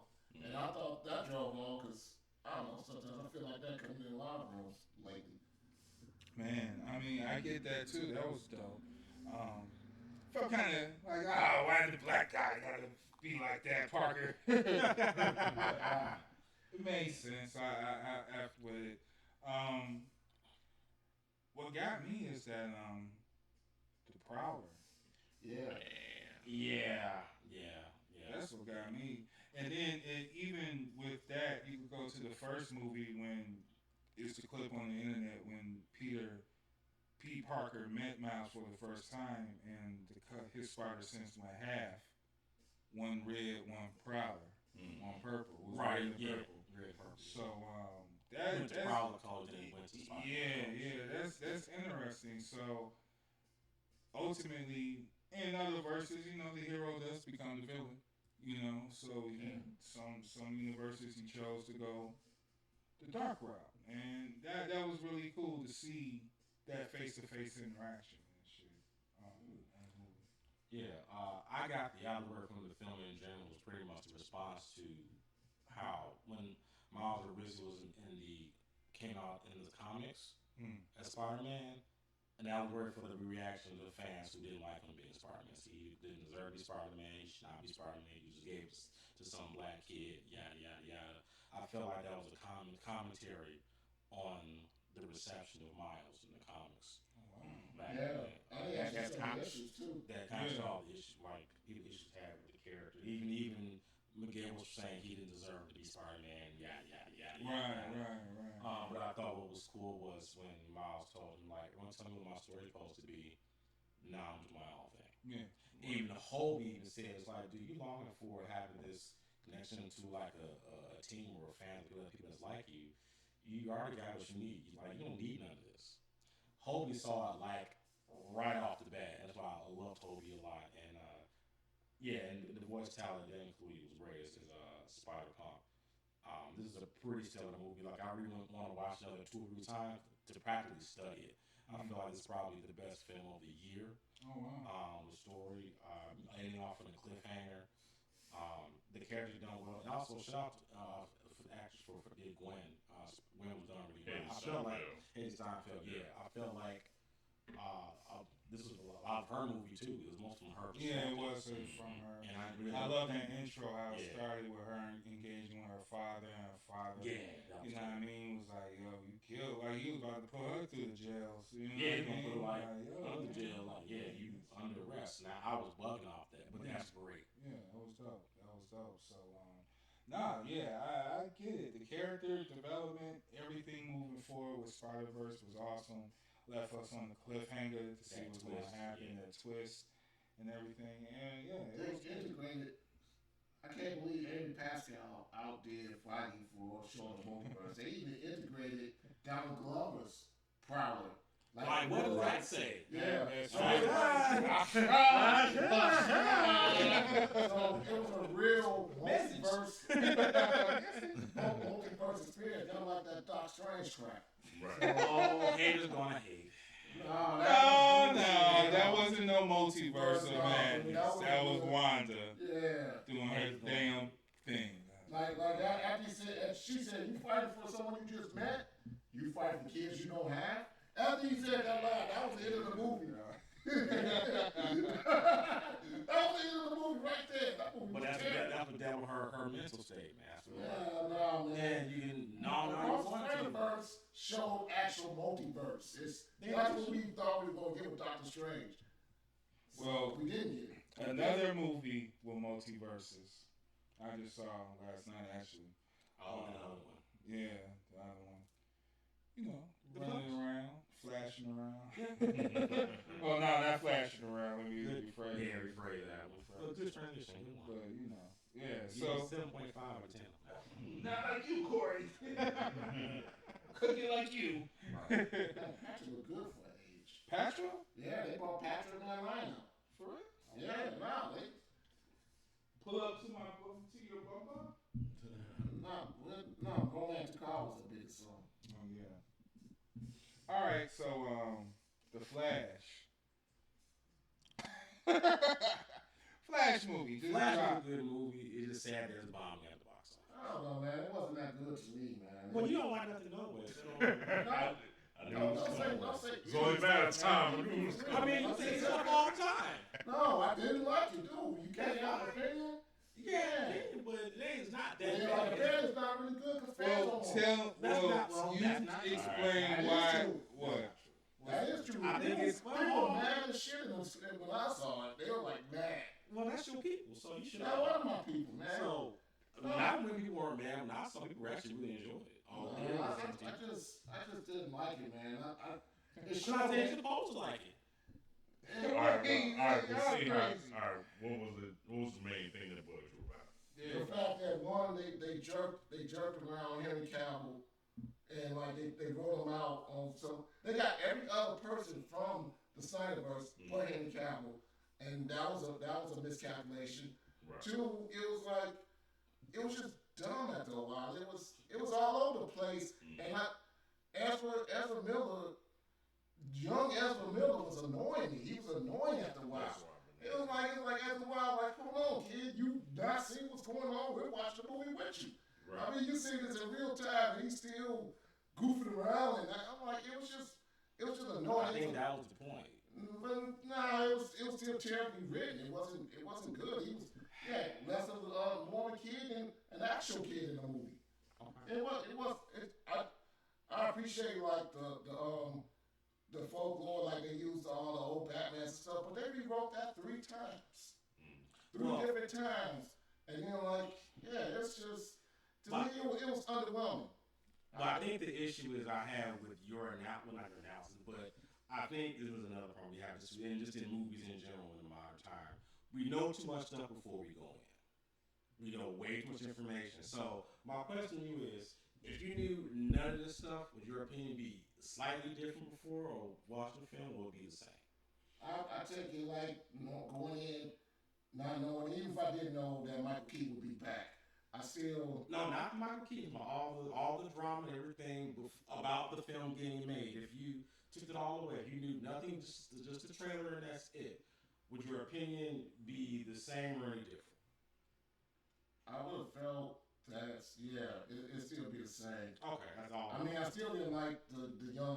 I mean, with the first 5-10 minutes, I was like, okay. But after that, I was like, oh man, come on. I mean, figure it out. It was just obnoxiously annoying after a while. It was just not fun to watch. Okay. Well, I guess my thing is, and everyone else, you're the first person I've heard say they didn't like it. Most people I've talked to, my most critical friends, end up liking this film. I think at least to me, a fair analysis is, it's a good film, it's not a great film. You're right, it does have flaws. I think one of the one of the cardinal sins is not bring back Henry Cavill. Not me and Chauncey, you talked about this too. We both talked about this in the cardinal way here. Henry Cavill not being in the film is a really big mistake. Yep. I don't think it hurts the film entirely just because he's not there, but as a slightly disrespect to him, maybe the fans and to Superman as a character, him not being there to me really sucks. But the film as it is, despite its flaws, I actually think it's actually quite good, given all the circumstances, all the crazy stuff that's been going on, getting the film out, and all the changes. I would really like to see what the film was originally going to be like before all the crazy stuff happened. And with that being said, you're right. I do agree. Young Barry is annoying, but I think he's annoying on purpose because it shows the Barry we know matures throughout the movie. Because I can tell you right now, I'm not an Ezra Miller fan when it comes to being him Trailer Barry. As the Flash portrayals in live action, the Ezra Miller DCU Zack Snyder one I like the least. I don't like the way he run. I don't like Barry's betrayal. He runs really weird. It's a damn shame that Marvel does it better than Eternals. Most people don't like. Their speedster is cold. I'm like, DC, y'all better take some notes, and they didn't do that. They should have, the speed is their thing. That they have a character who's a speedster, the most popular speedster in the world, and they did not do anything cooler than what Eternals did. So I feel like that's somewhat of a failure. But I can even forgive that, but getting the character right. But I can give them this. Despite all the issues, I did end up kind of liking Ezra in the film in the middle towards the end. But in general, he's like my least favorite portrayal of that character. I'm not a fan of Barry being awkward and a weirdo and a dweeb. Because the first like 30, 40 minutes, he was this awkward dweeb and antisocial. I did not like that portrayal at all. And I prefer like stuff from the TV show and other portrayals of that character in the comics and animation. He just really wasn't like that. But again, to be fair, I think the movie's fun. It's good, but just not great. So, I just saw it last night. So, I didn't dislike the movie. But to me, there's a lot of flaws in it, man. To me, it was more a Batman movie than a Flash movie, man. Yeah, that's the other problem. Yeah, all Batman, like the first minute, Batman cleaning up, like, oh, shoot, we in a Batman movie all of a sudden.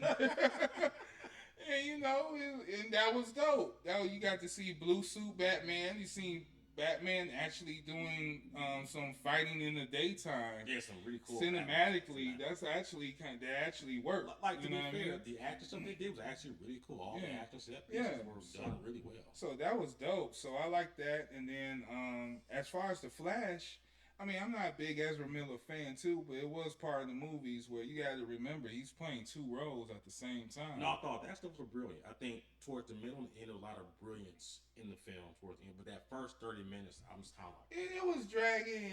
Not dragging, but it's like, I mean, he was real, just like obnoxious. In I get it. I think the brilliance is the movie shows his maturity throughout the film towards the end. Which Barry? The first one? The first one. Yeah, the first one. I see that. Yeah. But you know, but I just was like, hey, he playing two roles at the same time, and you know, it was. I have to give him. It was a certain point I was forgetting, like, yo, okay, it's Barry and Barry. Right. Like, yo, this is the same cat doing this, so I give him his credit. Yeah, I give him his credit on for that. the two do a role. I thought that was dope. He was dope with that. Now, Michael Keaton returned. At first, when I saw the trailers, I thought it was kind of corny for him. But with context, it was actually dope. It was actually dope to see him come back and see his evolution. So in his universe, Gotham City actually went good. So it was no necessary. And it kind of makes sense if he killed the Joker, if the Joker actually died and stayed dead. Right. And then, did he kill the Penguin or something? Yeah, and if it takes place on something similar to the 89 stuff, Joker died, Penguin died. Right. So that kind of like, it was no crime. And whatever no crime. He probably he probably just dealt with. And like, and that's it. And that's it. And he was chill. So he was chill. So to see him to come back, even as that role, and then the character as Batman refreshing to become that Batman again, that was dope. I like that. Actually did I enjoyed that a lot. But there's a Batman, you know what I mean? Like, I shouldn't be enjoying Batman more than the Flash. But to be fair, I also worried about that too, but it still feels like maybe I don't know how you feel about it. It was still Barry's movie. And the Batman was just special guest. Yeah, he was special guest. It's still single still Barry's film. That, because and before I even forget about his other character, got to mention Supergirl, which I surprisingly liked her a lot. I liked her, but well, let's get into it because was there a Flash villain in the movie? Old Flash. Right. I want to say yes and no. Was the other Flash turning into Reverse Flash? No, that was just another Barry screwing up. Older. Another So older he Barry was just screwing up. the blade with the blade and all that. So Yeah. that's just Barry being Barry. Because that was the cool thing. Barry was like, well, we can change this and this. He's like, no, dude. He got our Barry, the first Barry. Right, he kept going and He running. was like, dude, this Yeah. is the cycles. Like, because what I realized was in that universe sorry, spoiler Chauncey, was having certain characters. That was a fixed point. They couldn't change that. Yep. Okay. And Youngberry thought he could, and Yeah. Redberry realized, like, no, I'm just making things worse. Some things you just can't change. Right. And that was like the crux of the movie with his mother dying. Some things you just can't change. Or sometimes your solution can be the problem. Or you're the problem. Yeah. Yeah. So I get all of that. That was dope. But I don't think it really fulfilled the Flash villain in a way. And Well, did you read Flashpoint? Of course. But the real villain of Flashpoint was Barry. Well, exactly. Yeah, ultimately it was so Barry. It was Barry. So I get it. Yeah, I get it. Yeah. But I think because Zod showing up and then now Supergirl guys show up and stuff like that. It was cool, but even dude said it was kind of pointless for me being there in the movie. Cool. The actor Zod. It was kind of pointless. It was kind of pointless. I mean, as a fan, I liked it. I don't really do stuff like this, right. But yeah, they needed that Henry Cavill, man. They really shot themselves in the foot. Yeah. But I think if Cavill was in there, he'd only be in the beginning anyway, and that would be it. They had a glimpse of Cavill in the movie. Actually, it was some old footage. But I want him have a speaking line. Like, hey, Barry, how's it going? Yada yada yada. You want to race again? No. All right. I don't know what it is with Cavill or what's the. I mean, that's Warner Brothers. It's not gonna happen. Yeah, it's not gonna happen. Like I don't like having my last view of him being Superman and that crappy Black Adam, nothing burger in credit scene. I mean that did more for what it was going to promise than this. But that's the problem. What did the Flash? No. What did the Flash reset? I mean, what universe are we in now? That's the point. It didn't reset anything. Well, it did. DC's their end credit scenes are all nothing burgers. The end credit scene. Was there an end credit scene for Flash? Yes. Yeah, two of them. Oh shit! Yeah. They all lead into nothing. Justice League leads to nothing. Black Adam leads to nothing. Did Aquaman have end credit scenes? Justice League would have led to something they never. Aquaman, but coulda, shoulda, but didn't. They all lead to nothing. Sadly, Suicide Squad I feel like was cool. That's more of a gag more than anything. But the other end credit scenes don't lead to anything. Because I ain't got nothing to lead to. But still have nothing burger end credit scene. Just like, okay, this character shows up, you never see him again. Remember Sinestro? Yeah. Never see him again. Oh, shucks. But I don't know if the Flash resets the universe for the new DC stuff. I'm not sure. But the universe is different at the end of the film in the first place. So is this a farewell to the Snyderverse? Yeah, this pretty will much. wrap it up. Yeah, it wraps it up. Okay, well, I mean, I think it's watchable. I mean, I'm a Batman fan, man. So you throw Batman anything, I'm gonna watch it. I'm gonna enjoy it if Batman doing Batman shit properly. Okay, Max. Let me ask you this: did you read Flashpoint, or did you watch the Flashpoint animated movie? No. Okay, that explains a lot. Okay. That don't explain a lot. I mean, this. No, for me, it we're explains supposed to take this for what it is, and it's been heralded for the past half year. And it didn't deliver. Now, I agree. No, it's not the best. It's not the best movie. That's the fallacy. Like, it didn't even really reset anything to look forward to. Even if it wasn't great. That's why everyone pissed on Black Adam. One, it made more money. Two, it did deliver what it said it was going to deliver. This movie didn't deliver anything. Black Adam didn't deliver either. No, Black Adam delivered what The Rock said he delivered. Yeah. What, new power going to shift power to power down the DC universe, not power it up? They delivered on that end. At the time he made the movie, the power's going to shift in the DC universe. He didn't know shift the wrong direction.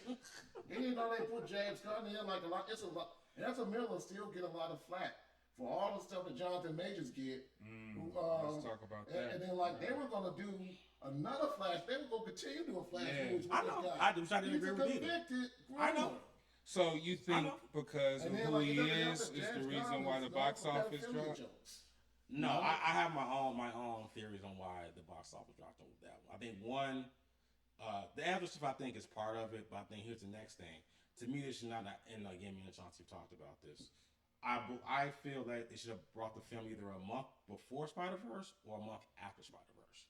I think what happened was, well, first of all, Spider-Verse in general is hard to follow. Yeah, it is. And shockingly, Transformers beat at the box office opening weekend, which shocked even me. And I'm like, seriously? Movie, though. But no one, but given Transformers track record, the Trepidous going into it, even with Beast Wars and Transformers coming together, and like us big nerds know about this stuff, what about casual moviegoers? Right. And it's following Spider-Verse, like one of the biggest films of the year. It's Spider-Man, so who knows what that. I think at best, if you ask me, Little Mermaid. So I mean, if our Little Mermaid, but hold on, but Little Mermaid has a following. Actually, has a following that's maybe bigger than Transformers to get the casual fan to come in. Because Transformers had like a bad rap due to all those bad movies. And people going to see Little Mermaid do just the curiosity. I had a whole racist backlash in Asia that's like still. Well, I'm not worried about that. I'm not concerned. I mean, you should worry about that. No, I'm not. Let's concerned about the current box office. Being made. We keep saying like, why is all these Chinese things? Why terrible movies like Shang-Chi are being like? Shang-Chi wasn't terrible. They were. It's terrible, dude. It's terrible to you. No, it's terrible. A lot of people didn't make a lot of money either. It didn't make some money. Nah. No, it wasn't $1 billion film, but it made money, fam. It barely made more than Eternals. And that's good. That was it made more than Eternals. Eternals was, and people like Eternals didn't like that much. 405. Shang-Chi made 470. That's still better than Eternals. Yeah, dude. 70 higher than 5. And then you got 70 higher than 5, man. Then you talking about Semi Lou talking about now I'm the T'Challa. Semi Lou walking around talking about I'm the T'Challa of the MCU now. Hell no, dude. He said that, by the way. He's supposed to be. That was the lowest. That's the lowest debut for any. No, it's not. Yeah, it is. For Marvel? No. Yeah, it's lower than Thor. It's lower than Captain America 1. It's lower than Iron Man. It's lower than Black Panther. Yeah, lower than. You can compare it to Black Panther, really? I mean, really? Dude, we said you gonna compare? I just said the facts. You gonna compare it to Black Panther? Get your emotions off your sleeve. But you compare it to Black Panther, really?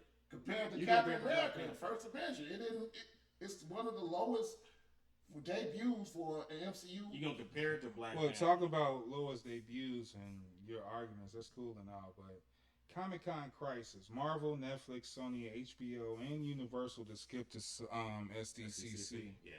So what y'all gonna do there? I'm hanging out having a good time.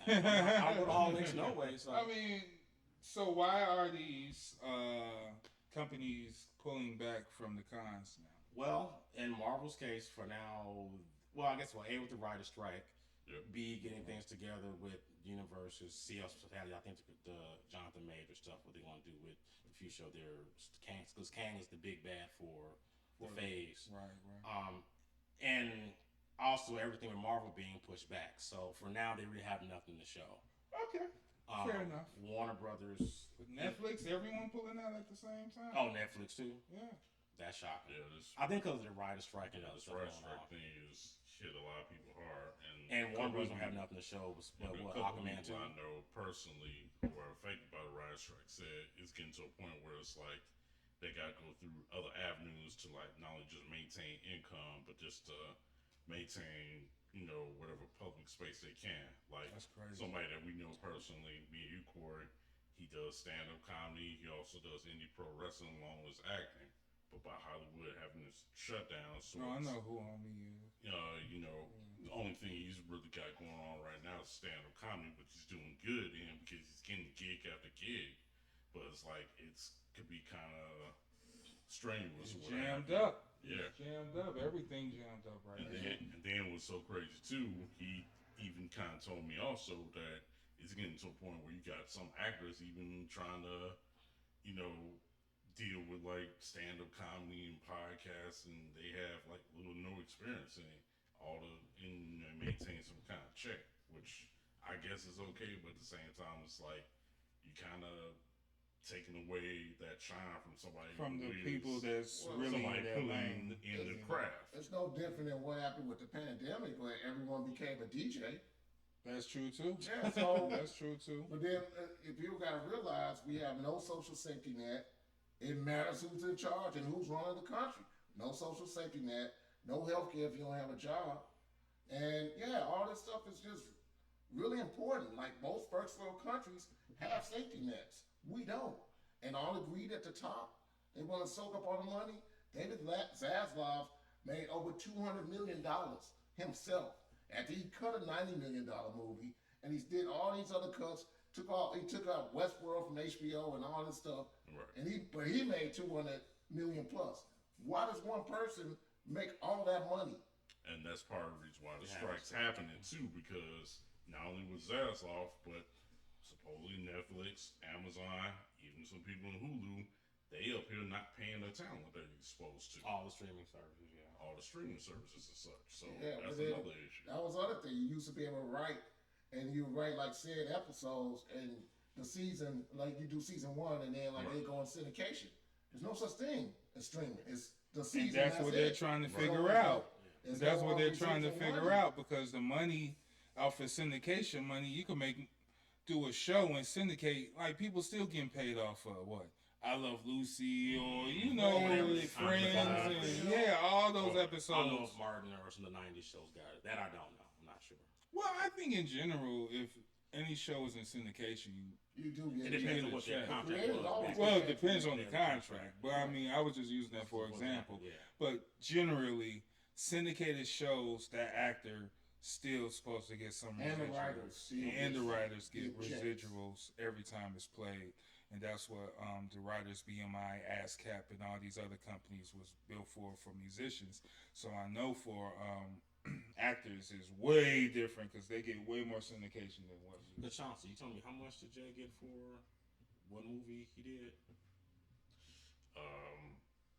He gets, well, I don't want to put too much of the business out there, but basically from a small appearance he did in a movie with Channing Tatum. He gets more off of that residual wise than a recent show that he did. Right, so I was trying to get. And it was like, when he told me that, and I'm not trying to share numbers like that, but it was heartbreaking to hear. Because it's like, the man put in a lot of effort in the show that he did. He did like 3 or 4 episodes. And you would figure with the screen time that he got, he would get a decent amount. But from what he told me, it was like, that's not the case. That's why, like, when you hear about all these stories about, other actors and actresses in, like, sitcoms and stuff like that, with their residuals, I mean, yeah, they're getting paid off of it still based off reruns and such like that, but it's like peanuts almost. Right, it's also getting at it like peanuts. So it's kind of screwed up. Yeah, but we need a whole shift change from the corporatocracy that's running and everything, that's bribing all the politicians on both sides, where they're not reining in and regulating and helping out the regular people. And that's what a lot of this stuff now. People think they're going to live their best lives. It don't matter who's in D.C. doing whatever the hell they're doing, but it does. And see, that's another thing. And then people don't care until it actually comes to their doorstep. Right. And then we don't also talk about the VFX artists. That's an issue too. And I can't say this, Marvel has dropped the ball with VFX artists. Because some of the movies have the virtual effects have been kind of lacking in their last few features. And it's been like air apparent. Yeah, man. They're trying to unionize now. Yeah. So yeah, I mean, it's still a culture. The average McDonald's worker make like the equivalent of $25 an hour, and in Scandinavia, and yeah, they don't necessarily need unions because the government is taking care of their people. It's a democratic society, democratic socialist society, and they rein in the corporations. Corporations ain't allowed to do whatever the hell they want. Hell, child labor is coming back. Oh, jeez. It is. I mean, Huckabee Sanders just changed the law. Yeah, no, it's child labor coming back. Look up. You'll be amazed. Chick-fil-A and a lot of people already been sued. McDonald's. For what? Child labor. They have like 13, 14-year-olds working and not getting paid. What are they doing? And then they got all these hillbilly places. They got kids in the meat cleaver factories with legs and stuff. Hey, it's a thing. Shit. So how y'all feel about, let's go into these tidbits and then we're going to wrap it up for the night. Fly Nerd Tidbits.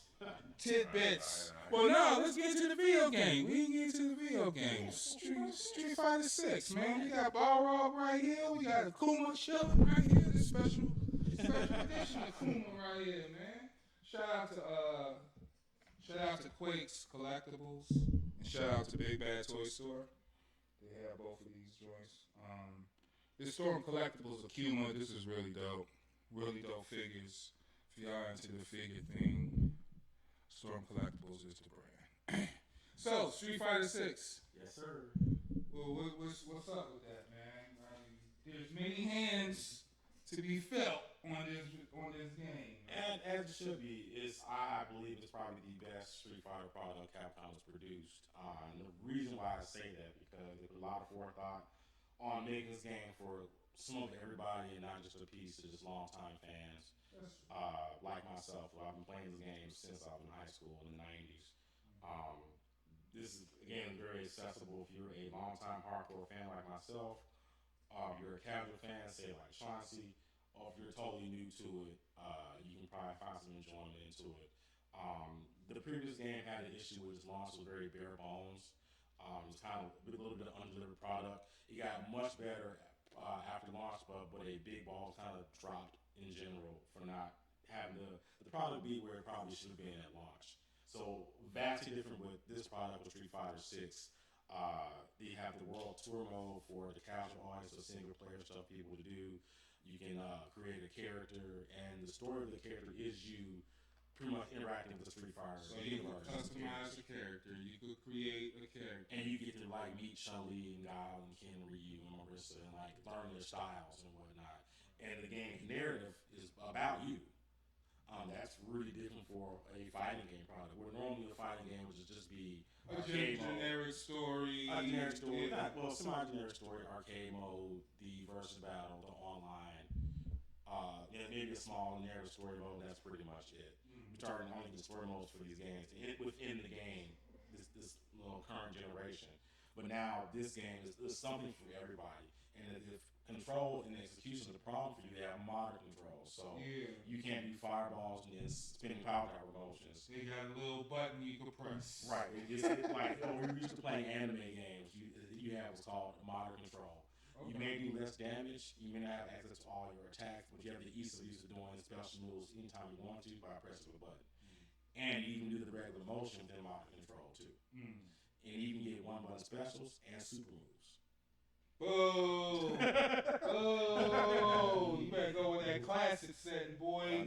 You're gonna catch arthritis. Right, modern controls. Yo, go to classic settings, man. You get all those buttons and all the features, and you get to learn the combo. With this game, you shouldn't have any problems playing it because it teaches you everything about it, from the moves, combo lists, to the training where you could actually go and train and do special. If you don't know how to do a fireball, you can spend all day training and practicing and doing a fireball.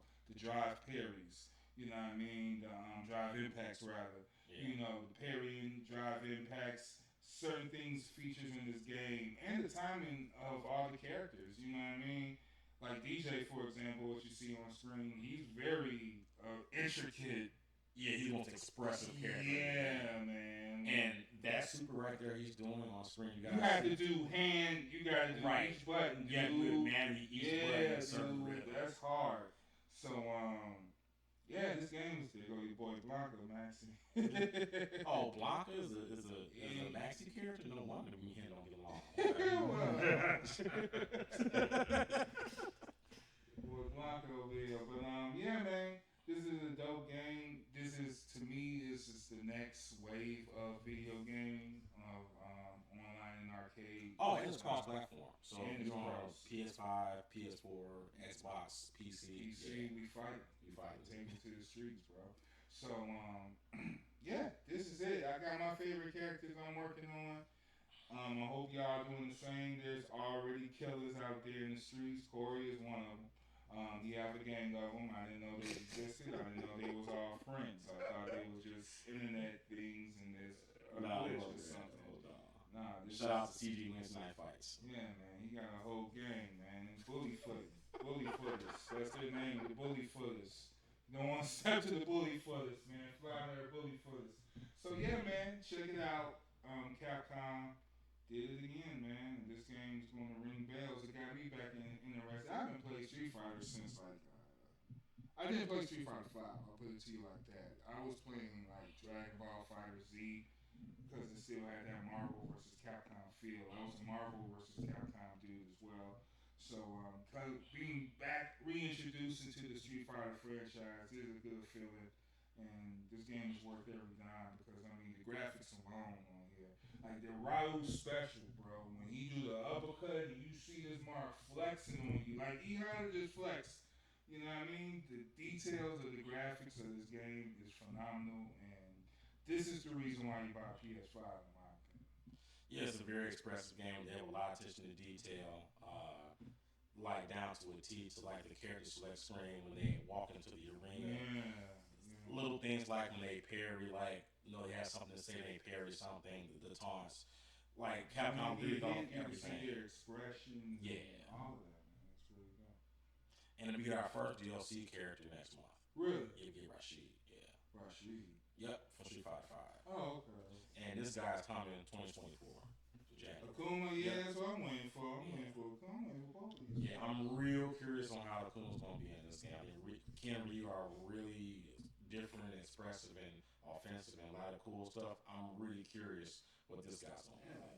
He's going to be an issue. Jamie, my boy, I love Jamie. So, yeah, get your characters, get your PSN tag up, and let's box, man. It's good. It's Street Fighter, man. Yeah. So, yeah, that's it for that. What about that Mortal Kombat, MK1? Mortal Kombat 1 got announced a few weeks ago. They showed it for the first time. The beta is out right now as we speak. People are playing it. If you have not played Mortal Kombat 11, and Mortal Kombat 11 in the story mode, pretty much the whole universe got reset. So Liu Kang is a god. So he reset the entire universe. So you're going to get returning characters in new and different ways. And they're getting Jean-Claude Van Damme to come as Johnny Cage. Really? Yeah. Like we're finally getting it. Yeah. They haven't shown it yet, but we're getting it. He was in the splits and all, man. Yeah. And in MK1, they put in a tag system. So you get the classic characters as like a striker or tag partner. Oh, okay. Cool. Like you probably will see it come up in the trailer. You'll see old school Sonya Blade, old school Jax. Although my only problem with the Jax in that game, they gave him the big fat mustache on like he's never had that in MK2 or 3. Like, why did you give him this big ugly Steve Harvey mustache? Fine, whatever. Yeah. Yeah, you get new reimaginings of Kenshi, a reimagining of Scorpion, Sub-Zero. Instead of being mortal enemies, they're almost like brothers almost. Oh, cool. Yeah. Kenshi is not blind. He does fight I think a version of Johnny Cage. It's really tripped out, and like you'll see from the gameplay, that the strikers will come in and they'll do stuff. You see the reimaginings of the characters. They think that's Kung Lao. He's like younger. He does not have the hat. He got the hat. He just ain't wearing it. Not wearing it yet. Ooh. So yeah. I'm still salty they killed him in the movie. Ooh. Yeah. That movie was trash. Yeah, I didn't. No argument for me. It's some parts is good, other parts is really bad. So all right, MK1. When can we see this? I believe it's coming out in September. Okay. All right. So all right. Moving along down the line. I mean, all right, y'all. Y'all check out. Well, let me just get y'all. This is the Fly Nerd tidbit section. What y'all feel about briefly the Lost Submarine? That was. It wasn't lost. Well, the employees. Dude, they knew day one that they were dead. If you have a catastrophic, the lose your comms and the steering, that means you're done. Yeah. They knew Monday they were dead. It was just bullshit. It was the news media instead of telling you news, instead of giving you information, and it was people just looked blind sinker on the drama. Like one of the hosts actually thought that they were going to be saved. I'm like, well, what? We don't have any technology. We Namor. And then like James Cameron said, he spent 3 years just on the design. Yeah, so no one could get hurt. And then like, I'm actually glad dude died. He deserved to die because everyone was trying to tell him, hey man, I don't care what happened. God was with you the first 2 trips, but you should not be taking us down there. And what he said, regulations are just like, the road for suckers and stuff like that. Oh my goodness. No, he had someone that regulated said, no, y'all crazy if you're doing this. It's like Chernobyl or something like, oh, nuts. Yeah. And they said, oh, you're fired. Right. You're fired. Come here, yes man. Oh, okay. Science and tech is real. It's like if your equipment is not strong enough to go down, it shouldn't be down there in the first place. But then he was rich. But that's the thing. Rich Smith, but yeah. But then everyone think Elon Musk and all these guys are rich. Just because you have money don't mean you're rich. I mean, you're smart. Right. It's the dumbest people and the most happenstance people that got money. Just with humans in general. Reasons. Just with humans in general. Just because you can drive with your feet does not mean it's a good idea. No, I mean, like, but James should have been down there in the first place. But you're right, James Cameron. James Cameron, a physicist, by the way, or person Michael. Who do you have to work with for Avatar? Yeah, linguists to teach the different languages in there. I mean, for the underwater stuff, who do you have work with him? He had real videographers and everybody that shoot underwater and everything. Like they were shooting those scenes, some of those scenes in blue suits or green suits, whatever you call them. Okay. And but James Cameron, you saw the dimensions of that thing. He used an old school throwaway aftermarket PlayStation controller. That was steering it. I would have. And then the crapper is in the front. It's only one window. What's in the front? Wait, what? That was through the toilet. Oh, did y'all not look at the design? But I didn't know what the crap was. But I was more concerned about the hole. I saw that they had tried to snap it together with a zip ties. Wait, zip ties? Yeah, some of that stuff zip tied. Cause he said it's a mentality. Rich people don't have to pay tax. They don't have to follow what you plebes got to do. I'm smart. I got money. I'm smart. I'm better than God. You got to respect nature. Wait, so he had zip ties. Yeah, going I didn't see zip ties. I saw him put some together with the not an Allen wrench, a socket wrench to keep stuff together. And I'm kind of like, no. Yeah, you thought he was Tony Stark, man. Right, you're gonna go on. Tony Stark even studied this stuff. Tony Stark is kind of professional, even. Right. And Tony Stark is fictional, and he's fictional. He didn't even ask James Cameron, someone who went down there, filmed the movie and everything. You didn't ask a man that did it. Well, maybe he felt like he was smarter than James Cameron. Yeah, he did. He's a movie director. He know nothing. Actually, he got a degree in physics. So yeah, he's. Well, I mean, a lot of people don't know that. A lot of people do. That's why Terminator, Titanic. That's why all his movies, the physics and the science in it, are always pretty accurate. That's why I wanted to see Titanic, because the way the boat sheared once the water, I was like, man, this guy really gets it. Nerd. So, physicists, man. But no, even in Terminator, some of the physics behind that, it's some really understanding stuff. The Abyss, all those movies. He introduced the idea of YouTube in a way, or what we would call TikTok in Strange Days with Angela Bassett. Dude had the camera, and they thought it was like snuff films, like people getting murdered and stuff. Isn't that like the Instagram for name your Instagram page with idiot stuff on there? So yeah, I mean, that dude just he killed those people. And shame on that professional diver who's been down there. They knew they announced it on the Navy knew Monday that they were gone. And people were already floating up by Tuesday, Wednesday. They knew they were dead. They said the implosion happened in milliseconds, meaning it was instant.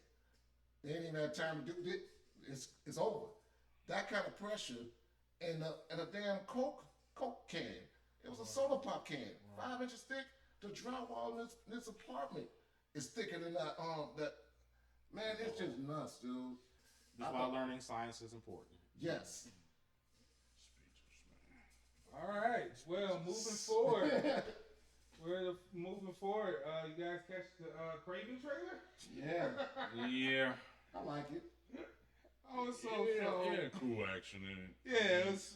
I like the gritty I like action. the I like Aaron Taylor Johnson. Yeah, like my only thing about it is like we've had one too many of these, spider villain movies, what have you, and it's like everybody like, oh, this could be one, this could be the one, and it's like it's done by Sony for one. So we, with the outside of the Spiderverse movies, Sony's had not the greatest track record of doing these spider villain movies. So it's like, no matter how great the talent is or what have you, production and whatnot, if you don't have a solid story to give them any good rhyme or reason to make this movie, in addition to the fact you have no type of glimpse or cameo of Spider-Man whatsoever, what's really the point? We don't know that because Tom Holland's contract is over with Marvel, so he can potentially be in the movie. But even still, my next problem is, let's say his contract is cool when he comes back as Spider-Man. What these movies actually lead to, and that's my issue. These movies just ride the coattails of Marvel and Spider-Man, just ride their coattails. I see they actually lead to something. They don't. Kraven, I guess my main issue is, to me, as a comic book fan and a Marvel fan, a Spider-Man fan, to me, Kraven's not a pretty boy. That immediately turned me off. It's like, okay, what the hell is this? Although, yeah, he's been in everything, but I would throw this out there. Someone like Jason Momoa, to me, should be Kraven. Really? Yeah, he has the rugged look and the long hair and the whatnot. To me, Kraven's not a pretty boy. Maybe they're doing a young Kraven. I don't know, but for me, they do show him as a boy in the movie. Yeah, but for me, this film just did not grab me at all from the trailer. I'm kind of like, here we go again. Is this movie going to end up leading to anything? Is it going to be remotely important? So I didn't see Morbius yet. I didn't see No. I plan on watching it so I can talk about it after. Don't watch it. Don't watch it. I want you to watch it, but don't watch it. Exactly my point. Is that so? I want you to watch it so you Talk talk shit shit. about it, right? Yeah. So like, what's the point of and mind you, speaking of Kraven, he's in Spider-Man 2. He looks awesome in Spider-Man 2, the video game. Yeah, now that's what I'm geek for. That's what I'm geek for too. Yeah, I'm geek so for like this movie, why should I care? Why should I give a damn? Doesn't lead to anything, which it probably does not. And their live action stuff is just really. We're not even asking for these films. They're supposed to be making a Madam Web movie. Why? I like Madam Web. I don't want to see her movie though. Why is she getting a film? Even if so, where does any of this crap lead to? For now, nothing. I don't want any more nothing burgers. I mean, there was Kraven the Hunter's Shadow in the Kraken multiverse. That's the problem. You have to look at it. So, you have to squint and think about it. You You got to do this and squint. That's the problem. No, it was pretty apparent that like it was Kraven, like you knew who that was. All right, he coming. So what? But I mean, but in live action, was it lead to anything? Nothing. Nothing. No, I'm gonna wait to. What's okay? What is the movie. Sony's track record outside of Venom? What is Marvel's track? What's anybody's track record? No, I'm not asking. Answer my question. What is Sony's track record outside of Venom? For like originally, they were to make these movies lead to a Sinister Six. We know they're probably not doing that. Their track record post Venom has not been good at all. That's my answer.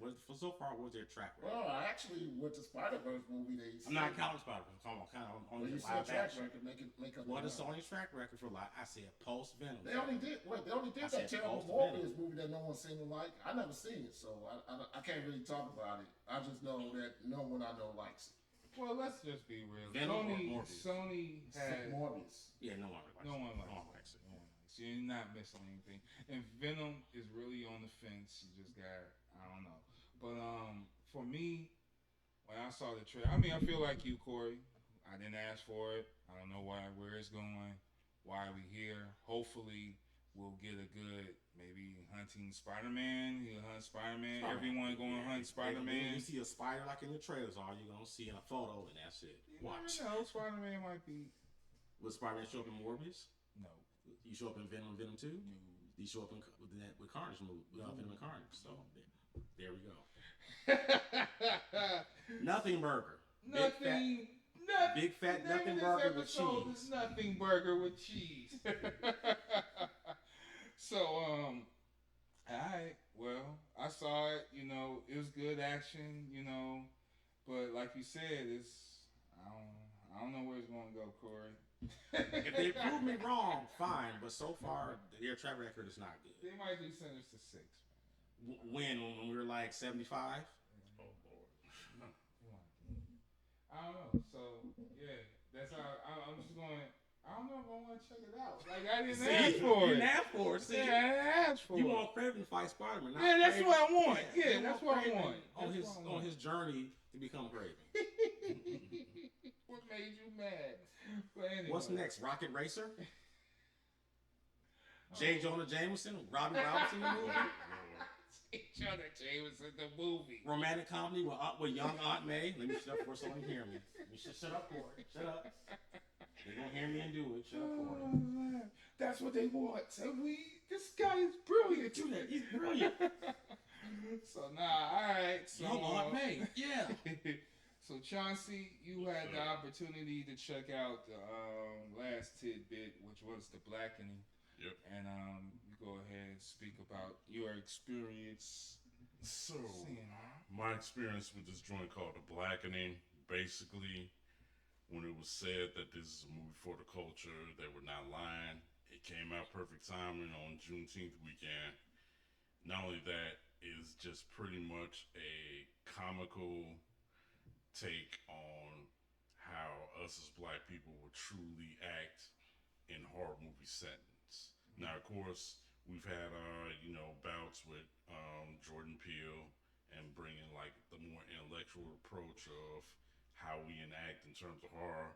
But with The Blackening, you get like the monolithic stereotypes of every other white horror movie you've seen, aka like if they have a high school reunion or college reunion that happens to take place in cabin in the woods. Right. Every 5 minutes, you got your archetypes or whatever. You got the lovable loser. You got the jock. You got the prom queen. You got the nerdy chick or the nerdy dude. Or in late iterations of like every other bad slasher movie that you would see on like Tubi or Amazon or whatever like that. It's always a high school or college reunion or something like that. And if one of us are involved, we either play it as a stereotype, we the hood dude, the up-and-coming DJ or music mogul, or Or say, damn, and that's whack, or damn, girl. right. Or for emasculating purposes, they'll have a black gay character for comic relief or what have you. Or if they have a black woman, she's always after, the studly white dude who already got a girlfriend, that type of thing. But The Blackening puts all that to the side. It's its own movie, and it kind of pays homage to certain things, like maybe a Scary Movie, the Haunted House films with Marlon Wayans, but kind of keeping it on its own context, because it's originally based off a short film that's made by fellow Chicagoan and somebody I went to high school with named Patrick Rowland. Shout out to him, because he was one of the writers of the original short. And yeah, he also's got credit for this also. So he didn't work on the full main feature? Well, he kind of consulted and was like a co-writer. So I wonder how that works. So he made the short, and what he liked. Well, he was one of the writers of the short. He was one of the writers. Yeah. Okay, he was one of the writers. And one of the actors who appeared in both the short and this full-length feature named Dwayne Perkins, he did a great job in the film and also with the writing as well. Okay. And like the cool parts about it is like, like I said, the reactions are like realistic but hilarious at the same time too. And you get some surprising performances in here. Like for example, one of the actresses, Grace Byers, who's mainly known for like dramatic stuff for like show like Empire or Who was she in Empire? I forgot. She was Cookie. not Cookie, but the light skinned sister who was dating or into the older son on the show. I forgot her name on that, but yeah, she has a surprising comic turn in this movie, and it's quite hilarious because, slight spoiler, she kind of plays a half black, half white character in the movie, and she gets picked on for only being half black. So that's kind of a thing throughout the film, but it's hilarious how it comes out. And then you have one other character in here, the one character they showed, Clifton. To me, he's the MVP of the movie because he plays up the nerdy role just so well. I mean, it's kind of over the top, but at the same time, too, That's it's a lot of sugar. There's tons of sugar. yeah, it's tons of wow. And definitely shout out to Tim Story because Tim Story who brought us all the barbershop movies and the first two Fantastic Four movies. And all of Kevin Hart's #1 movies. Right, basically. Really? So Yeah, Tim Story. Yeah, Tim Story, he did a great job with this. Oh, and shout out to Melvin Gray. What about St. Q, the dude from Power? Yeah. He played in Soul Train Story, Don Cornelius. Right. And I was kind of pinpointing where he was from, but Power. thanks for reminding me. I love Power, man. Yep. The first one. I don't know about these other books, but I like the original Power. No, I get you. That's one. Did you see this movie, Maxie? Huh? Did you see the Blackening? Nah, and then I missed 3 screenings of it. Cause I got about 3 or 4 different tickets for different days back in June, earliest Memorial Day. But always something came up. If it's this or a concert, I went to the concert. Oh, the dude who played this the dude. Nerd. Yeah, Yeah, he I know, was dude. a riot throughout that daggone movie. He was wild. He was just nuts in this. But I mean, everybody did good in the movie for the most part. The only complaint that a couple of people had, and I kind of understand the complaint, was the excessive use of the N-word. Yeah. And then, kind of going back to the boys from Double Toasted, they even did like a little commentary about when it is and when it isn't appropriate of using the N-word. And we get into some circles where the N-word is kind of like, it's whatever. It's kind of like a fly off the tongue type thing. Wait. But then in other cases, Isn't an old girl from Fast and Furious movies? which one? The light skin one with the curly hair. No, that's the old girl from Empire. I never watched it. Yeah, You ain't missing much. That's old girl from. that's the old girl from Insecure. Girls, yeah. Yeah, she was actually funny in this too. She's good. She's good. But anyhow, kind of going back to the whole N-word situation, it's like, some of us, we kind of fly off the tongue with it, just usual casual banter or whatever. But then in most cases where it's like constantly excessively used, it's like kind of like a crutch. That's what some people's, grievance was about it in the movie, because it does get used quite a bit, not overly excessively, but it does get used quite a bit in the film. So it could be a turnoff for some, but others, it could be like, all right, it's whatever. Okay. So that's the only type of real thing about it. But nonetheless, It was written by black folks, though, right? yeah, it was written, produced, all that by us, for us, by us, as they say. So nonetheless, check this out if you get a chance. Yeah. Support it, show it love. Yeah, It is funny. Anything. Yeah, there's not that many screens either.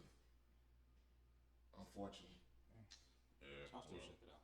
I still check it I'll out. still check it out. I'll check it out eventually. So, any last words from the Fly Nerd Group? Anything you want to get off your chest? Oh man, I'm excited for the NASCAR That's race next because next week. they changed. I thought it would be ridiculous, but they literally got the fences up. If you go to Grand Park now, it's crazy. Like they literally have it like a Gran Turismo racetrack down there. They stop buses from running on Yeah, I streets. am a and they Gran won't- Turismo fan. Yeah, it's exciting. It's all types of parties. Lupe doing something with Bubba Wallace Oh, at really? the South Museum. I put it in the chat. And yeah. Yeah. Well, He put in the chat. in the chat. Like people in the video know. They Put it in the chat. put it in the chat, Corey. The people in the video don't know, Maxie. Yeah, they do. They know You now. know how they know. But they're like, oh man, it's gonna be all types of crazy Lollapalooza style type parties and events going on around us because it's huge to have essentially a hillbilly sport in an urban setting. So think Fast Furious crew gonna run in. Hey, I mean, Think nothing they run in stronger last than family. minute. Nothing stronger than Nothing family. stronger than family. They Yeah, doing something. yeah, that's wrong. I'm real curious to see how it all turned out. Some people want to avoid it. I'm kind of want to be in it. check it out, be I around. want to check it out because it's first time Yeah. NASCAR. Like you said, it's rare. Yeah. You know, racing or NASCAR don't really touch our city like that. So I want to see. I want to touch the ground. I want to see who come out and what goes on. So Yeah, I want to be there and like to watch. All I gotta say is, if I see Vin Diesel drive through on LSD, I'm gonna be like, "What the hell? Is it that serious, bro?" They made a mistake. Right. Yeah. Well, I don't know. I mean, But that's pretty exciting. July 9th, it's two things. Well, it's the West Fest that's going to be on Chicago from Wood to Damon Street. Who performing this year? Nick Die, he's a good artist. In fact, that's the only artist I really want to see. But also on July 9th, it's the 30th anniversary of Souls of Mischief with Song 1 at the Metro. Yeah. Audio Oasis will be here Wednesday night as well. She's a French Caribbean artist. She rocked it out with Lenny Kravitz. She did the first show, and then she did the second show pregnant. So she'll be here this Wednesday, and yeah, it's in the Village. I'm a Lenny Kravitz fan. I'm looking forward to Insidious, the next one, the James Wan. This is only the final one, so I'm kind of curious for that. Screaming for that this week. It's the least of everything. I'm losing track. So yeah, it was that's it. Yeah, that's what I have right now. All right, got it.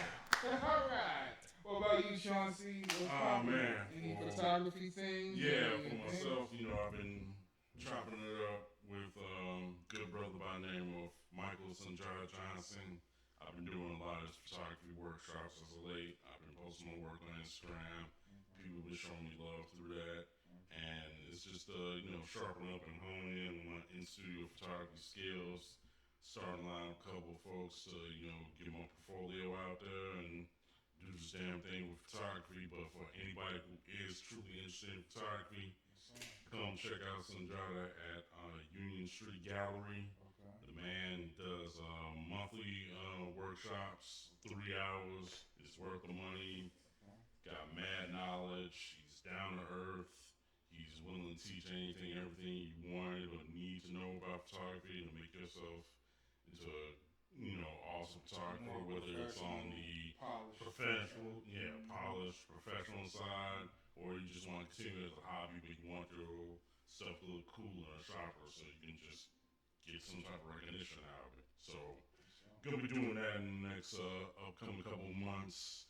On the watch side, I want to check out the I Am a Virgo show. I did watch that, and I was going to wait because I still have to digest it because I don't know if I like it or not. But, so we'll do that on the next show. We'll talk about it next show, And also Secret Invasion.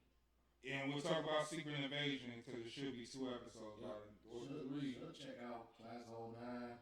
Yeah, I need to check that out too. And check out the Master Effect on TNT. And Citadel. Yes, they use the quantum mechanics. Don't know how they do it, but they're going back in time. They have a checkpoint.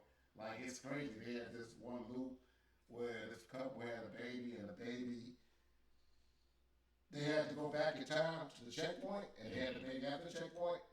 That other baby was unborn. They had a girl. It's crazy. How do y'all feel about the raining baby scene in The Flash?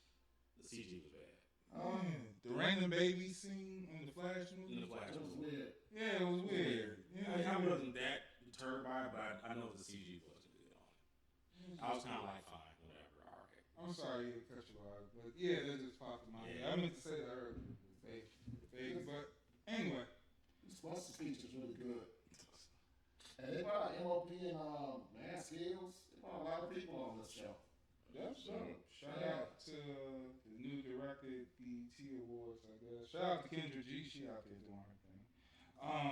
And Tito. Shout out to Tito as well. Shout out to Fillmore, Vic Spencer, GQ the Teacher, I Am God. Shout out to WHBK 88.5 FM. Shout out to Pub. Shout out to Maxie. Shout out to all the fly nerds that's tuning in, that's going to tune in later. For my sincerest, man, this is a new start. We don't say the episode numbers because we just invented it anyway. I mean, it is what it is. We fly nerd group. We ain't going nowhere, so we ain't gotta count our steps. It's just walking, you just walking. So, yo, I'm Kaz G. Your boy Corey Green. Johnson's Prime.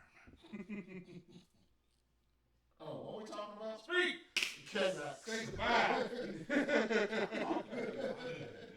Alright, we're the Fly Nerd Group. We tuning out. It was definitely a pleasure for the brothers to fall in and, kick the shits with me, man. It was dope, man. Thank you. Have a good one. We'll see y'all next week.